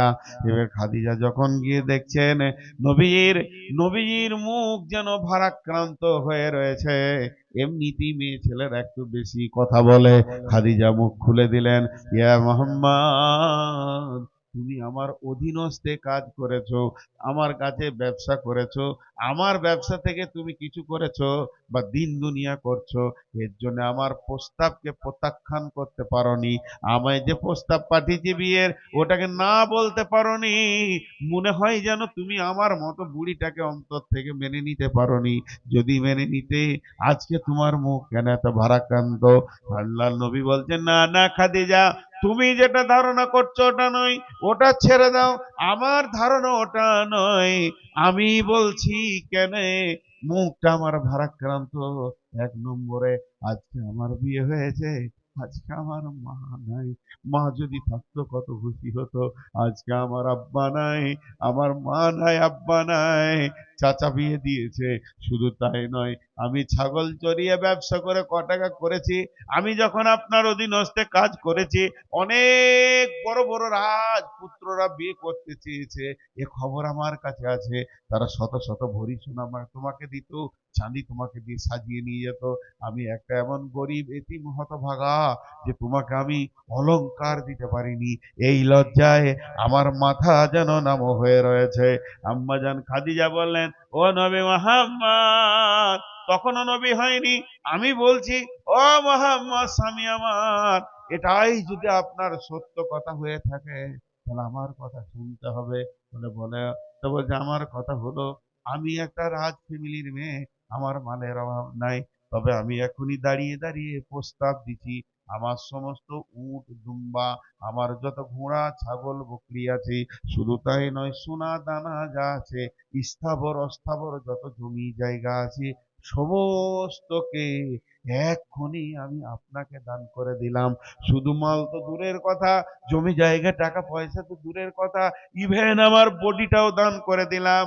আপনি বলবেন তবেই আমার হাত ধরবে, আপনি বললে আমার পা চলবে, নচেত আমার পা চলবে না। আপনি বললে আমার চোখ দেখবে, নচেত দেখবে না। আপনার হুকুমের ভিতরে আমার বডি চলবে। ও মোহাম্মদ, এবার আমি কাঙালি, আপনি ধনী, একটাবার বলেন, এবার আপনি হাসি মুখে গ্রহণ করে নেন গরিবটাকে। আম্মাজান খাদিজার কথাটা কত চমক কথা, গরিবটাকে কবুল করে নেন। বিশ্ব নবী বলেন, খাদিজা রে, প্রথমবারে প্রস্তাব, আমি একটু ব্রেক করছি তোমাকে, তুমি দ্বিতীয়বার চিন্তা করো, মালগুলো তুমি আমাকে দিও না, তুমি তোমার অধীনস্থে রেখে নাও। যদি আমাকে দাও তাহলে আমার একটা অভ্যাস আছে, তোমাকে বলে দিই, মাল থাকলে আমি দান করে দিই। এতিম কাঁদবে, বিধবা কাঁদবে, রাস্তাঘাটে ফকির কাঁদবে, মিসকিন কাঁদবে, এটা আমি সহ্য করতে পারবো না। অভাবীকে আমি চোখে দেখতে পারবো না। অতএব সমস্ত মাল হয়তো দান হয়ে যাবে, তবে তোমার অধীনে থাকলে তুমি নিজের মতো করে রাখবে। আল্লাহর নবীকে বলে দিলেন, খাদিজা, আমি দান করেছি তো করেছি, মন গেলে রেখেলেন, মন গেলে আপনি দান করে দেন। বিশ্বনবী কাঁদতে কাঁদতে বলেছিলেন, আয়েশা রে, ওর কথা আমি মহৎ পর্যন্ত ভুলবো না। আয়েশা, যখন আমাকে কেউ বিশ্বাস করেনি, জীবনে প্রথম আমাকে খাদিজা বলেছিলেন মুহাম্মাদুর রাসূলুল্লাহ, আমাকে রসুল বলে কবুল করে নিয়েছিলেন। আশহাদু আল্লা ইলাহা ইল্লাল্লাহু ওয়া আশহাদু মুহাম্মাদান আবদুহু ওয়া রাসূলুহু, মহিলা প্রথম ঈমান এনেছিলেন। যখন আমাকে কেউ 1 টাকা দেয়নি, সেই দিন খাদিজা সর্বস্ব দিয়েছে। আয়েশা রে, আমি কেমন করে খাদিজাকে ভুলি? খাদিজা যেদিন পৃথিবী থেকে বিদায় নেয়, আমি এখন ঈশ্বর, আমাকে একটা কাফন কেনার পয়সা ছিল না, আমার চাচার একটা চাদরকে জড়িয়ে দিয়েছি, মাথা ঢাকছি পা খুলে গেছে, পা ঢাকছি তো মাথা খুলে গেছে, এই অবস্থায় ওর পায়ের দিকে দুটা ঘাস দিয়ে ঢেকে দিয়ে দাফন দিয়েছি রে খাদিজাকে, এরই নাম খাদিজা। তাহলে বিশ্ব নবী কেমন ছিলেন? আল্লাহ বলছেন, নবী হ্যাঁ, আলাম ইয়াজিদিকা ইয়াতীমান ফাআওয়া, এই যে খাদিজাকে তোমাকে দেওয়া হয়েছে, এটাও আমি আল্লাহ দিয়েছি। একটা জিনিস দেবো বলেছি, তা তোমার এত কৌতূহল হয়ে গেছে খাদিজাকে কে দিলে। এখন একটা ছোট্ট কথা বলবো, ভাই উঠিয়েন না, একবারে 12টা বাজিয়ে ছেড়ে দেবো। আমার 12টা বাজবে, সবারও 12টা বাজবে। হ্যাঁ হ্যাঁ, চুপ করো। না, আমার মাইকে কষ্ট হচ্ছে, না আমার মাইকে কষ্ট হচ্ছে, আর আমার 600 সুগার তো ওষুধ নেই ভর্তি। আর আজকে আমাকে এই রাতেই বাড়ি গিয়ে, ওই যে ফর্ম ফিল আপের লাফালাফি চলছে, অনেকদিন যাইনি, এখন বাড়ি যাব। আজকে আবার রসুনগঞ্জে আসবো জালসা করতে, বাড়ি গিয়ে কত চাপ আছে। তো যে কথাটা আপনাদেরকে বলছি, না অন্যদিন কথা বলতে গেলে চলে যাবে। মা বোনেরা ধ্যান দিয়ে শুনেন, স্বামীকে কিভাবে দেখতে হয় খাদিজার কাছে জ্ঞান নেন। এখন আপনাদের কারো ছেলের বিয়ে হয়নি, যে আমাকে বলছেন একটা মেয়ে দেখে দেন। ছেলের বয়স কত? 25। ছেলে আমার গ্র্যাজুয়েশন আছে, মাস্টার্স করেছে, ভালো ছেলে, আমার ব্যবসা বাণিজ্য আছে, একটা মেয়ে দেখে দেন। আমি যদি বলি যে হ্যাঁ একটা মেয়ে আছে বর্ধমানে, খুব সুশ্রী, দেখতে অতি সুন্দর, দেখলেই আমার পছন্দ হয়ে যাবে আপনার, কিন্তু মেয়ের বয়স 40, বিয়ে দিবেন? আরে কথা বলে না, বিয়ে দিবেন? বিয়ে দিবেন না তো যুবকরা করবে, এই যুবকের দল করবে 40 বছরে? করবে না। প্রথম বলবে বুড়ি। এখন আমার কথা, যে বিশ্ব নবীকে আল্লাহ ওই খাদিজাকে চয়েস করলেন কেন? আজকের বক্তব্য চরিত্র, উদীয়মান তরুণ যুবক বিশ্বনবী, 40 বছরের যুবক, মানে ধরেলেন প্রেম ময়দানে দ্রুতগামী ঘোড়ার মতো ওনার রক্ত। সেই অবস্থায় বিশ্ব নবীকে খাদিজাকে দিয়া হলো কেন? শুনেলেন কারণগুলো। 1 নম্বর হলো, খাদিজা সেই জামানার বিশ্ব সুন্দরী ছিলেন, বাহ্যিক দৃষ্টিতে অত সুন্দর মহিলা কেউ ছিল না। 2 নম্বরে তিনি পণ্ডিত ছিলেন, তৌরাত জবুর ইনজিলের বিখ্যাত মুফাসসির পণ্ডিত ছিলেন। 3 নম্বর, মালি ক্ষমতা ছিল, রাজ ফ্যামিলির মেয়ে, ওকে দেখে কাফের মুশরিকরা খানিক ভয় খেত। বিশ্ব নবীকে এই জন্যে আল্লাহ তাবারাক ওয়া তাআলা চয়েস করলেন খাদিজাকে। 3 দিকে কাজে লাগবে। একদিকে আমার নবীর যৌন চেতনাকে তিনি মিটাবেন, যৌন চাহিদা মিটাবেন, অতি সুশ্রী মেয়ে। 2 নম্বরে মালিক ক্ষমতার কাজে লাগবে, দিনের কাজে লাগবে। 3 নম্বরে হলো বিচক্ষণ মেয়ের, এই যে ব্রেনের হাদিস কোরআনের তফসির রয়েছে, হাদিস কোরআন বলছি, তৌরাত ইনজিলে তফসির রয়েছে, এগুলো চায় সে রসুলকে সাহায্য করবে। মানে বিশ্বনবী যেদিন মার খেতেন, রক্তাক্ত অবস্থায় ক্লান্ত হয়ে কারো কাছে মার খেয়েছেন, কেউ জুতো মেরেছে, কেউ বেজ্জুতি করেছে, কেউ উটের ভুঁই চাপিয়ে দিয়েছে, কলার ধরে টান মেরেছে। ভারাক্রান্ত নবী মুসলিম বাড়ি ঢুকতেন, খাদিজার চেহারাই বুঝে নিত আজকে নবীজি কষ্ট পেয়েছেন। পাশে এগিয়ে বলতে, ইয়া রাসূলুল্লাহ, ইয়া হাবিবাল্লাহ, আপনাকে চিনতে পারেনি, আপনি ক্ষমা করে দেন। আপনি ভারাক্রান্ত হবেন না, নিচু হবেন না, নিশ্চয়ই আল্লাহ আপনাকে আখিরি পয়গম্বর বানিয়েছে, একদিন আপনি উঁচু শিখরে পৌঁছে যাবেন। যেদিন বিশ্বনবী 10 জনকে কালেমা পড়াতেন, ইসলামের অন্তর্ভুক্ত করতেন, সেদিনও খাদিজা আনন্দের মধ্যে দিয়ে দিন কাটিয়ে রসুলকে বুঝিয়ে দিতেন আপনাকে আল্লাহ কত সম্মান দিয়েছেন। তার মানে নেগেটিভ পজিটিভে উভয়ই খাদিজা পজিটিভ দেখাতেন রসুলকে, আবার রসুলকে ভালোবাসতেন। এই জ্ঞানটা একমাত্র খাদিজার ছিল। একদিকে সুন্দরী, একদিকে ছিল তার জ্ঞান, আর একদিকে ছিল সে মালদার। একটা কথা জিজ্ঞেস করি, মোটর সাইকেল দেখেছেন? আহা, তিনজনা দেখেছে, বাকি কেউ দেখেছে? মোটর সাইকেল দেখেছেন? যা, একবার হ্যাঁ বলেন না, আমি আওয়াজটা শুনতে চাইছি। তো মোটর সাইকেল রোডে চলতে দেখেছেন? এরকম করে চালাতে দেখেছেন? প্রতিদিন যদি দেখেন, ওর দোয়া কি আছে? হ্যাঁ, ওটা বাংলা দোয়া, আরবি দোয়া নাই। আল্লাহ ডাম্পারে চাকে ফেলে দাও, মানে পিষে যাক, মুড়ে যাক, ওগুলো ওগুলো মরলে রোড খালি হবে, পরিষ্কার হবে, এরকম চালাবে। আপনাদেরকে জিজ্ঞেস করছি, ঠিক উত্তর দিবেন। মোটর সাইকেলের হ্যান্ডেলটা যার হাতে, তার বয়স 25, আর পেছনে যেটা প্যাসেঞ্জার চেপেছে মহিলা, তার বয়স 19। হ্যান্ডেল ঠিক থাকবে? হুম? হ্যাঁ, ও যদি চালায় 80-তে, পেছন থেকে আই আর খানি পাওয়ার দিবে, আরো চলে, তাড়াতাড়ি যেতে হবে। হবে কি হবে না? আরে হিন্দি গান বলেন একটা, শুনি তাও। আছে না গান একটা, दोनों जवानी का मस्ती में सूर, तेरा कसूर ना मेरा कसूर, ना तूने सिंगल देखा ना मैंने सिंगल देखा, एक्सीडेंट हो गया रब्बा रब्बा। তুইও জওয়ান, আমিও জওয়ান, মস্তিতে মেতে গেছি, না তুইও সিগন্যাল দেখলি না আমিও খেয়াল করলাম না, অ্যাক্সিডেন্ট হয়ে গেল, ভেজাল লেগে গেল। তাহলে দুজনাই যদি জওয়ান হয়, গাড়ি বেকন্ট্রোল হয়ে যাবি।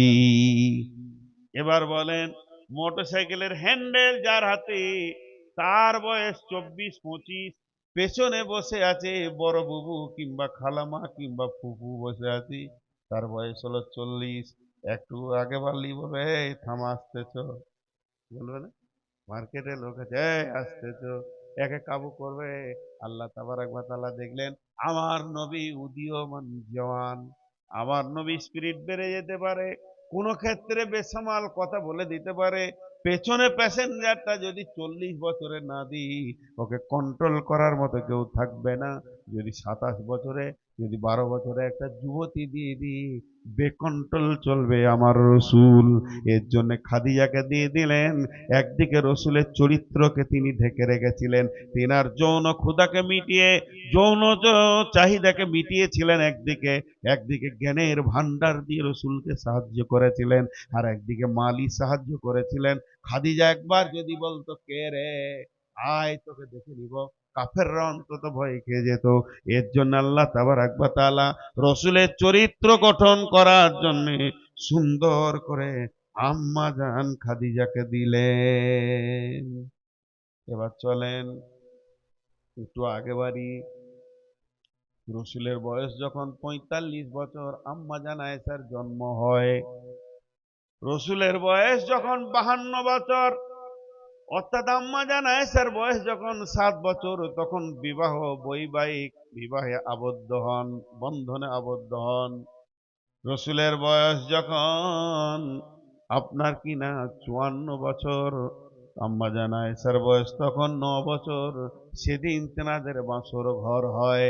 রসুলের বয়স যখন 63 বছর, আম্মা জান আয়েশার বয়স তখন মাত্র 18। এখনো 18 বছরের মেয়ে পাওয়া যাবে যার বিয়ে হয়নি। বিশ্ব নবী চিরদিনের মতো চলে গেলেন। আর আল্লাহ আয়াত নাজিল করে দিলেন, নবীদের বিবিরা কিয়ামত পর্যন্ত মুসলমানের মা আর মায়ের সাথে সন্তানের বিয়ে হবে না। কোন কোন সাহাবী বলে ফেলেছিলেন রসুলের সামনে, ইয়া রাসূলুল্লাহ, আপনি মরে গেলে আম্মা জান আয়েশাকে বিয়ে করব। আর তখনই আয়াত নাজিল করে দিয়ে চিরদিনের মতো রসুলের বিবিরা আমাদের মা, আম্মা জান খাদিজা, আম্মা জান আয়েশা, আম্মা জান হাফসা, আম্মা জান সাউদা, আম্মা জান আপনার কিনা এইভাবে এক একটা নবীর বিবিরা আমাদের মা ছিলেন। চিরদিনের জন্য বিয়ে হারাম হয়ে গেল। এবার বিশ্ব নবী বিবি আয়েশা 18 বছর বয়সে বিধবা হলেন। এবার বলেন, একটা 52 বছর যুবকের সঙ্গে 7 বছরের মহিলাকে আল্লাহ চয়েস করেছেন। আল্লাহ নবী বলছেন, আয়েশা রে, তোমাকে আমি তিনবার স্বপ্নে দেখেছি। জিবরাইল আমার কোলে দিয়েছেন। আমি বললাম, জিবরাইল এটা কি? নবীজি বললেন, জিবরাইল বলেন, ইয়া রাসূলুল্লাহ, এটা আপনার বিবি আয়েশা। আমি মুখটা খুলে দেখলাম তুমি তুমি আমার বিবি হবে, এটা আমি স্বপ্নে দেখে নিয়েছি। আম্মা জান আয়েশা তিনি এমন একজন বিচক্ষণ মেয়ে, 9 বছর বয়সে বাসর ঘরে গেলেন। কিন্তু বাসর ঘরে যেদিন যান, তাহলে রসুল আম্মা জান আয়েশার ব্রেনটা একবার দেখেন কত মেচুরিটি হয়েছে। দুটো পুতুল নিয়ে চলে গেছে। আপনাদের দিকে মেয়েরা আগেকার যুগে ছিল, এখন কিনতে পাওয়া যায়, এই কাপড়কে, পুরাতন কাপড়কে পুতুল বানাতো, মানে না, যে খেলা করতো, মাটির বানাতো। এখন পুতুল কিনে পাওয়া যেত, ডল কিনে নিয়েছে, ছেলেরা খেলছে। তো ওই পুতুল কিনতো, যে দুটো পুতুল হাতে করে বাঁশর ঘরে গেছে। হ্যাঁ, আম্মা জান আয়েশা একদিন ধুলো বালি নিয়ে খেলছে, বিয়ে পড়ানো হয়ে গেছে তখন 7 বছরে। রাস্তায় ধুলো নিয়ে খেলছে, তো গোটা গায়ে ধুলো আছে। আবু বকর রাদিয়াল্লাহু তাআলা আনহু দেখে ফেলেছেন যে আল্লাহ রসুল আসছেন আর আমার বিটি খেলছে। সেই নোংরা দেখলে বিবিকে তো খারাপ লাগবে, যদি হোক বিবি। তো আম্মা জান আয়েশাকে বলছে, মা, উঠো, ঘরে যাও, হাত মুখগুলো ধুয়ে নাও, রসুল্লাহ সাল্লাম আসছে, তোমার বিয়ে দিয়েছি, ওটা আমার জামাই হলো, তোমার স্বামী হলো, যাও। ছোট তো, 7 বছরের মেয়ে কি বুঝবে। বাড়িতে গিয়ে মাকে বলছে, মা, আমাকে ভালো করে কাপড় চোপড় গুলো সাফ করে আমার মুখ হাত ধুয়ে দাও, আমার স্বামী আসছে। আব্বা বললো, সাজিয়ে দিল। আল্লাহ রসুলের কাছে ডাইরেক্ট গিয়ে আসসালামু আলাইকুম। আল্লাহ রসুল বলছে, তো তুমি খুব খেলতে ভালোবাসো না? তোমাকে সব সময় দেখি তুমি খেলা করো, তোমার তো কোনো কাজ নেই, তুমি খেলা করো। বলছে, হুজুর, আমি শুধু খেলতে পারি না, দৌড়তে পারি, দৌড়তে পারি। আল্লাহ রসুলের হাত ধরে দৌড়েছিলেন। আল্লাহ রসুলের টান মারলেন, আসেন আমি দৌড়বো। আল্লাহ রসুল আম্মা জান আয়েশাকে খুশি করার জন্য দৌড়লেন। হাজি ভাই, ছোট ছেলের পা, তাও রসুলের সঙ্গে পারবে না। যেহেতু বড় বড় বিজ্ঞানীরা বলছেন, যারা গবেষণা করেছেন, ইসলামিক চিন্তাবিদ, যে আল্লাহ রসুলের শরীরে 360টা সৈন্যের ক্ষমতা ছিল। কটা সৈন্য? 360টা। কাউকে একবার থাপ্পড় মারলে ওকে 14 মানে ঘুরিয়ে দিত। সেই নবী। তা আল্লাহ রসুল আমাদের আয়েশাকে খুশি করার জন্য একটু ঢিলা দিলেন, আর আমাদের আয়েশা এগিয়ে গেল। তো টানা দিয়ে দিয়ে কথা বলেছিল, বিশ্ব নবী হেরে গেল, আমার সঙ্গে পারলে না, আমার সঙ্গে দৌড়ে পারলে না, যেমন ছোট ছেলেরা বলে। রসুল সব শুনলেন। একদিন বিশ্বনবী সফর থেকে ফিরছিলেন, জিহাদের সফর ছিল, চাঁদনি রাত। সমস্ত সাহাবীরা রয়েছেন, আম্মা জান আয়েশাও রয়েছেন রসুলের সঙ্গে। আম্মা জান আয়েশা, রাসূলুল্লাহ সাল্লাল্লাহু আলাইহি ওয়াসাল্লাম বলেন, ও সাহাবীরা, তোমরা আগিয়ে যাও, তোমাদের মায়ের সঙ্গে আমার একটু প্রয়োজন আছে। সাহাবীরা সব আগিয়ে গেলেন। আল্লাহ রসুল বললেন, রে আয়েশা, একদিন তুমি আমার হাতটা ধরে আবদার করেছিলে, আমি তোমার সঙ্গে ধরেছিলাম। আজকে আমি আবদার করছি, তুমি আমার সঙ্গে ধরো। তখন 18 বছরে, 17-18 বছরে হেমসিম হয়ে গেছে, মা আমাদের পরিপূর্ণ শরীরে হয়ে গেছেন। এবার দৌড়বে কি করে? দৌড়তে গিয়ে আল্লাহ রসুল আগে বেড়েছে। আল্লাহ রসুল সেই দিন কিন্তু আর মৌকা দেয়নি, দৌড়ে আগে চলে গেছে। এবার আল্লাহ রসুল তো বলবে তুমি হেরে গেলে, কারণ আল্লাহ রসুল একদিন শুনেছে, আজকে আম্মা জান আয়েশাকে শুনতে হবে। যে আল্লাহ রসুল বলতে আছে তুমি হেরেছে, আম্মা জান আয়েশা কত চালাক ছিলেন, বলছে ড্র হয়ে গেল, একদিন আমি জিতেছি, একদিন আপনি জিতেছি, কোনো কথা বলা যাবে না, ভেজাল হয়ে গেল। এই মেয়ে ছিলেন আম্মাজান আয়েশা। আম্মাজান আয়েশা কেমন ছিলেন? বাসর ঘরে পুতুল নিয়ে চলে গেছিলেন। আল্লাহ, আম্মাজান আয়েশা কেমন ছিলেন? হযরত আলী কে হচ্ছে? আম্মাজান আয়েশা হযরত আলীর কে হচ্ছে? কথা বলে না, শাশুড়ি। তখন থেকে ভুল শুনছে। আম্মাজান আয়েশা রসুলের বিবি, আর হযরত আলী ফাতেমার স্বামী। ফাতেমা হলো রসুলের বেটি, তাহলে শাশুড়ি হচ্ছে না? হযরত আলী বলছেন, কোন একটা ঘটনাকে কেন্দ্র করে এ লম্বা ঘটনা, সেদিকে আমি যাচ্ছি না, শুধু এতটুকু বলছি। আল্লাহ নবী হযরত আলীকে বলছেন, আলী রে, তোমার শাশুড়ি সম্পর্কে তুমি কিছু বলো। হযরত আলী হেসে বলছেন, আমার শাশুড়ি অতি ছোট মানুষ, এর থেকে আর কিছু আমি বলবো না, এখনো পরিপূর্ণ জ্ঞান হয়নি। বাড়িতে যদি জামাই আসে, সব থেকে খাওয়ার ব্যবস্থা কে তাড়াতাড়ি করে? বিবি করে না শাশুড়ি করে? ঠিক করে বলেন। শাশুড়ি করে। শাশুড়ি আছে মানে বড় নিয়ামত আছে, দৌড়ে বেড়াচ্ছে।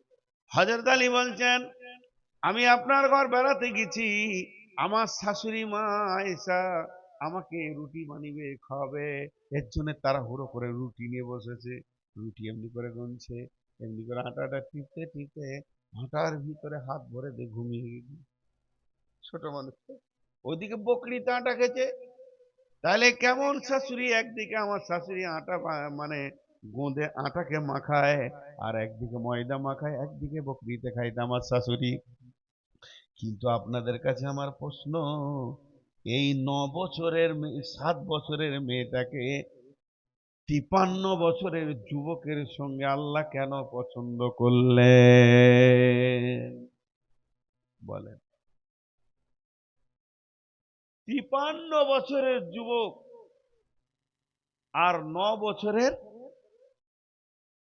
মেয়ে, এটা সাজমান হয়েছে? কেউ মেয়ের বিয়ে দিবে এরকম? আরে হ্যাঁ না বলেন, দেবে? কোন মেয়ে করবে? জি না। এখানেও লুকিয়ে আছে চরিত্র। কেন? ধ্যান দেন। যারা 50-55 ঊর্ধ্বে, যাদের এখানে বসে আছেন, ছোটদেরকে বলছি না, ছোটরা বাদ, আপনারা এখন এক পাতা কোরআন শরীফ মুখস্থ করে দিতে পারবেন? দুটো কবিতা মুখস্থ করতে পারবেন? আপনারা পারবেন কি পারবেন না জানি না, আমি নিজে পারি না। এখন যদি একটা আয়াত মুখস্থ করতে যদি থাকছে না, সকালে করতে বিকেল, ওই জন্য কোরআন শরীফ কাছে নিয়ে নিয়ে দেখে দেখে দেখে দেখে এখন কথা বলছি। মনে থাকে না, সব ভুলে যায়। তাহলে আল্লাহর নবী, এবার এখানে আল্লাহ দেখলেন রসুলের একটা কচি বিবি চাই। ওই যে বাচ্চা ছেলেগুলো বসে রয়েছে, ওদেরকে মুখস্থ করিয়ে দেন, মত পর্যন্ত ভুলবে না। আলহামদুলিল্লাহ, আমি আব্বার পাশে শুয়ে শুয়ে মুখস্থ করেছিলাম। আব্বা বলতেন, আমি তোতা পাখির মতো বলতাম, আজও ভুলিনি। গভীর রাত্রে যদি ঘুমিয়ে থাকি আর উঠিয়ে দিয়ে যদি বলেন, নূর মোহাম্মদ একবার আলহামদুলিল্লাহ বল, ঘুমের ঘরে বলে দিব, এতটুকু ভুল হবে না, চিন্তা হবে না। কেন? ওটা কাঁচা ব্রেনে মুখস্থ করেছি। তাহলে কাঁচা ব্রেনে সবকিছু মনে থাকে, বুড়া ব্রেনে মনে থাকে না। থাকে? জোরে বলেন, থাকে? বন্ধুরা আমার, তাহলে রাসূলুল্লাহ সাল্লাল্লাহু আলাইহি সাল্লাম যা কিছু করেছেন, পৃথিবীতে কেমন করে চলেছেন, কেমন করে হেঁটেছেন, কোন পাটা আগে ফেলেছেন, মসজিদে কোন পাটা বের হওয়ার সময় ফেলেছেন, পায়খানায় কোন পায়ে ঢুকেছেন, কোন পায়ে বের হয়েছেন, রসুল কোন হাতে খেয়েছেন, কোন হাতে খায়নি, নাকে পুঁটা আসলে ডান হাত না বাঁ হাত ব্যবহার করবেন, থুতু ডান দিকে ফেলবেন না বাঁ দিকে ফেলবেন, সমস্তগুলো হাদিস লেখা হচ্ছে এক ধার থেকে। তাহলে রসুল যা করেছেন তাই হাদিস। রসুল যেমন করে বসেছেন, বসাটা আমার জন্য হাদিস। রসুল যেমন করে শুয়েছেন ওই রকম শোয়াটা হাদিস। রসুল যেমন করে খেয়েছেন ওই খাওয়াটা হাদিস। রসুল যেমন করে নামাজ পড়েছেন ওই নামাজটা হাদিস। তাহলে এগুলো দেখবে কে? দেখবে কে? দেখবে কে? এগুলো দেখবে সাহাবীরা, দেখবে রসুল কেমন করে হাত বেঁধেছেন, কেমন করে অপায়দান করেছেন, কেমন করে রুকু করেছেন, সাজদা করেছেন, রসুল কেমন ভাবে ঘোড়াতে চেপেছেন, কে দেখবে? কাদা সাহাবী হাতে 2 চোখে দেখেছেন রসুল কোন দোয়া পড়েছেন, রসুল কেমন করে হজ করেছেন, কথা সাহাবী দেখেছেন, কেউ দেখতে বাকি নাই। রসুল কেমন করে খাচ্ছেন, বাম হাতে না ডান হাতে, কোন দিক থেকে শুরু করছেন থালার, কে দেখেছেন? কে দেখেছেন? সাহাবীরা দেখেছেন, সাহাবীরা দেখেছেন। মিটে গেল। কিন্তু এমন একটা জায়গা আছে, কচি কচি সাহেবেরা দেখছেন, হুসেন হাসান দেখেছেন, বলে দেবেন না না এমনি এমনি করেছেন, এমনি করে খোদবা দিয়েছেন, বলে দিতে পারবে। কিন্তু একটিবার বলেন, এমন একটা জায়গা আছে, রসুল সেখানে কিছু কাজ করবেন, পৃথিবীর কেউ যেতে পারবে না। সেটা কোন জায়গা? জানালার দরজা লাগিয়ে দিয়ে সমস্ত পর্দাগুলো টেনে দেবে, তারপরে রসুল কেমন করে স্ত্রী ব্যবহার করবে পৃথিবীর কেউ দেখতে পারবে না। কারণ ওখানে আবু হুরায়রা যাবে না, আবু জার যাবে না, মুআজ বিন জাবাল যাবে না, জাবের যাবে না, জুবায়ের যাবে না। ওখানে কোনো সাহাবীর পারমিশন নাই। রসুলের বিবি বেটি কেউ, রসুলের বেটি জামাই কেউ যাবে না। তাহলে ওই বর্ণনাটা কে করবে? কাকে দিয়ে বর্ণনা করা যাবে? স্বামী স্ত্রী মিলন কেমন করে হবে? গোসল কেমন করে হবে? আল্লাহ রসুল কিভাবে মিলেছে, কিভাবে স্ত্রী ব্যবহার করেছে, এই গোপন খবরটা কে এনে দেবে? ওই বুড়ি মাথায় মনে থাকবে না, ওই বিবিদের মাথায় মনে থাকবে না। এর জন্য আল্লাহ রসুলের লেপের তলায়, কম্বলের তলায় একটা কচি মেয়েকে ভরে দিলেন, যাতে করে ওগুলো রেকর্ড করে বের করে নিয়ে চলে আসে। তার মানে হচ্ছে হাদিসের পাতাতে যত স্বামী স্ত্রীর সমস্যা আছে, এই সমাধানটা একমাত্র আম্মা জান আয়েশা করেছে, অন্য কোন রাবির নাম নাই। আবু হুরাইরা এখন যেতে পায়নি, খবর পায়নি, যা করেছেন আম্মা জান আয়েশা একা করেছে। একটা ছোট্ট মতো বলছি, গভীর আর বলবো না। গভীর গুলো জিজ্ঞেস করবেন, আলেমদের কাছে শুনে নেবেন, ওগুলো জলসাই বলার নয়, ওগুলো আলাদা কথা। একটা ছোট্ট মতো বলছি। মদিনাতে মসজিদে বসে আলোচনা হচ্ছে, বিশ্বনবী দুনিয়া থেকে চলে গেছেন, উজু করার পর কি বিবির গালে চুমা দেয় যায় নাকি? না উজুটা ভেঙে যাবে? যাবে কি যাবে না? যাবে কি যাবে না? উজু করা থাকবে কি উজু ভেঙে যাবে? সাহেবেরা বললেন, একমাত্র সমস্যার সমাধান দেবে আম্মা জান আয়েশা। আম্মা জান আয়েশা বেঁচে ছিলেন। যে জিজ্ঞাসা করা হলো, আম্মা জান, বলে কে বাবা? বলে আমরা সাহাবীরা এসেছি কয়েকজন, চিন্তা করছি উজু করার পর বিবির গালে চুমা দেওয়া যাবে কিনা। আম্মা জান আয়েশা বললে, কোনো অসুবিধা নাই। আমি দাঁড়িয়ে থাকতাম, আল্লাহর নবী বাড়িতে উজু করে যখন মসজিদে যেতেন, কখনো কখনো আমার গালে চুমা দিয়ে চলে যেতেন, নামাজ পড়ে আসতেন। অতএব উজু করার পর বিবির গালে যদি কেউ আনন্দ করে চুমা দিয়ে দেয়, এর জন্য উজু ভাঙবে না। কিরকম সমস্যা! এই তো টোটাল হলো রসুলের চরিত্রকে গঠন করেছেন। বিয়ে ছোট হচ্ছে না বড় হচ্ছে এটা বিষয় নাই, এক নম্বর হলো রসুলের চরিত্র। যে আল্লাহ বললেন, দেখ, তোকে এতগুলো বিবি দিলাম, এতগুলো সাহাবী দিলাম, তোর চাচাকে দিলাম, তুই তো গুমরা ছিলি, তোর বাপ চাচারা কিভাবে দুনিয়া করেছে দেখ, সেইখান থেকে বার করে তোকে আমি নবী করেছি। তোর মাল ছিল না, খাদিজার মাল, তোকে মালে মালামাল করেছি, তো মাল লিস্ট নি, ঠিক আছে, তোকে সব কিছু করেছি। আর একটা জিনিস দেবো বলেছি, আর তোর ভিতরে কৌতূহল বেরোচ্ছে। হ্যাঁ, ওলা সাউফা ইউতিকা রাব্বুকা ফাতারজা, এই জিনিসটা কি দিয়েছে? আজও পর্যন্ত হাদিস কোরআনে আসেনি, মানে আল্লাহ রাসূলকে দেওয়াই হয়নি। হাজি ভাই, এই গায়ের লোক বলছে নূর মোহাম্মদ তোকে একটা জিনিস দেবো। আমি স্টেজ থেকে নামলাম, পেশাব করলাম, বাথরুম গেলাম, মুখ ধুলাম, উজু করলাম, চা খেলাম, গাড়িতে চাপলাম, গা থেকে বেরিয়ে বালু মোড় চলে গেলাম, মালদা ছেড়ে দিয়ে মুর্শিদাবাদ ঢুকে গেলাম, তখনো পর্যন্ত কিছু দিলেন আমাকে। এরপরে দিবে? আর ভরসা করা যায় কাকে? এরপরে দিবে? মাথা খারাপ, দিবে না। তাহলে আল্লাহ রসুল দুনিয়া থেকে চলে গেলেন, কিছুই দিলেন না আল্লাহ, আস্তাগফিরুল্লাহ। তাহলে আল্লাহ ওয়াদা খেলাফ করছে? জি না। তফসিরে লিখছেন, আল্লাহ তো বলেছেন অতি সত্তর দেবো, তুমি খুশি হবে। ওয়ালা সাউফা ইউতিকা রাব্বুকা ফাতারদা, নবী হে, অতি সত্তর তোমাকে কিছু আমি দিব, তুমি খুশি হয়ে যাবে। এই কথাটা যদি আমরা শুনি, যদি ইমান থাকে তো খুশিতে আনন্দ হয়ে যাবেন। ওটা এখন বাকি আছে। অতি সত্তর বলতে আল্লাহ কিয়ামতকে বুঝিয়েছেন, কিয়ামতের দিনে তোকে প্রাইজ দেব, তোকে খুশি করে দিব। তার মানে তোর উম্মতদেরকে আমি জান্নাতে ভরে দিব। নবী তুই খুশি হয়ে যাবি, এটা আমি এখনো তোর কাছে ঋণী হয়ে আছি। একবার কিয়ামতের মাঠে চোখের পানিতে কাঁদবি, ইয়া রাব্বি, উম্মতি, তোকে খুশি করব, তোকে আমি হাসাবো, তোকে আমি আনন্দ দেব, কষ্ট দেব না রে। হে আমার নবী, তোর উম্মত গুলোকে তোর সাথে জান্নাতে পাঠিয়ে দেব, ওদেরকে নিয়ে আনন্দ করবি। এর থেকে বড় প্রাইজ তোর জন্যই হতে পারে না। কত বড় আল্লাহ মেহেরবান। যাই হোক ভাই, 12টা 10 বেজে গেল। আমি শুধুমাত্র আর 5টা মিনিট উঠবেন না, হাত ধরছি। বাপজি বাপজি বাপজি, বসেন বসেন বসেন ভাই, বসেন। ও বাপজি, বসেন গো, বসেন বসেন, আল্লাহর বান্দা, আল্লাহর জন্য বসেন, 5টা মিনিট বসেন। আহা, বসছে না গো, আহা হা হা। আমার নসিব রে, একটা ইট দে রে বাপ আমার মাথায় ঠুকি। এ হতভাগার বায়ান ঘন্টা ঘন্টা দেড় পৌনে 2 ঘন্টা শুনে নিল, কিন্তু 2 মিনিট আর কথা শুনছে না।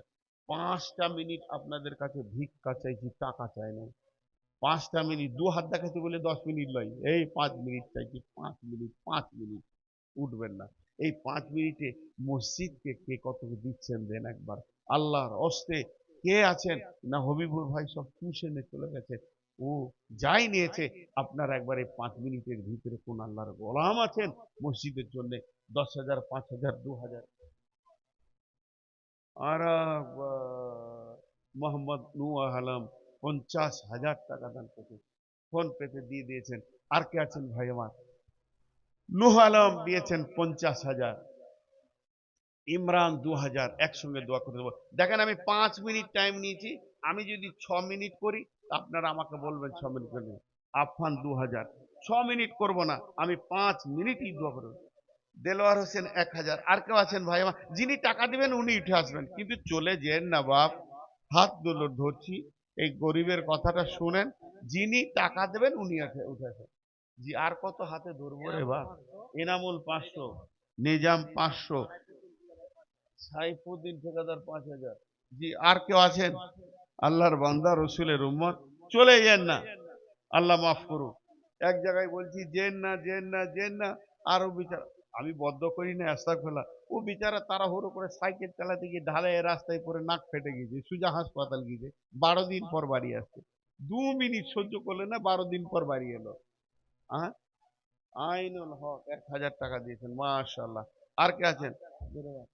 আল্লাহর হস্তে কেউ চলে যান না ভাই। যারা যাচ্ছেন তারা কি আমার এই কথাটা শুনতে পেয়েছেন না, যে আমি হাত জোর করে বলছি? আল্লাহ নারাজ হয়ে যাবে। মেহমান নারাজ হলে আল্লাহ নারাজ হবে। হবিবুর ভাই হাদিসটা বলে গেলেন যে মেহমানকে ইজ্জত দিতে হয়। টাইম বেশি নিইনি, 5 মিনিট, তার মধ্যে 2 মিনিট চলে গেল।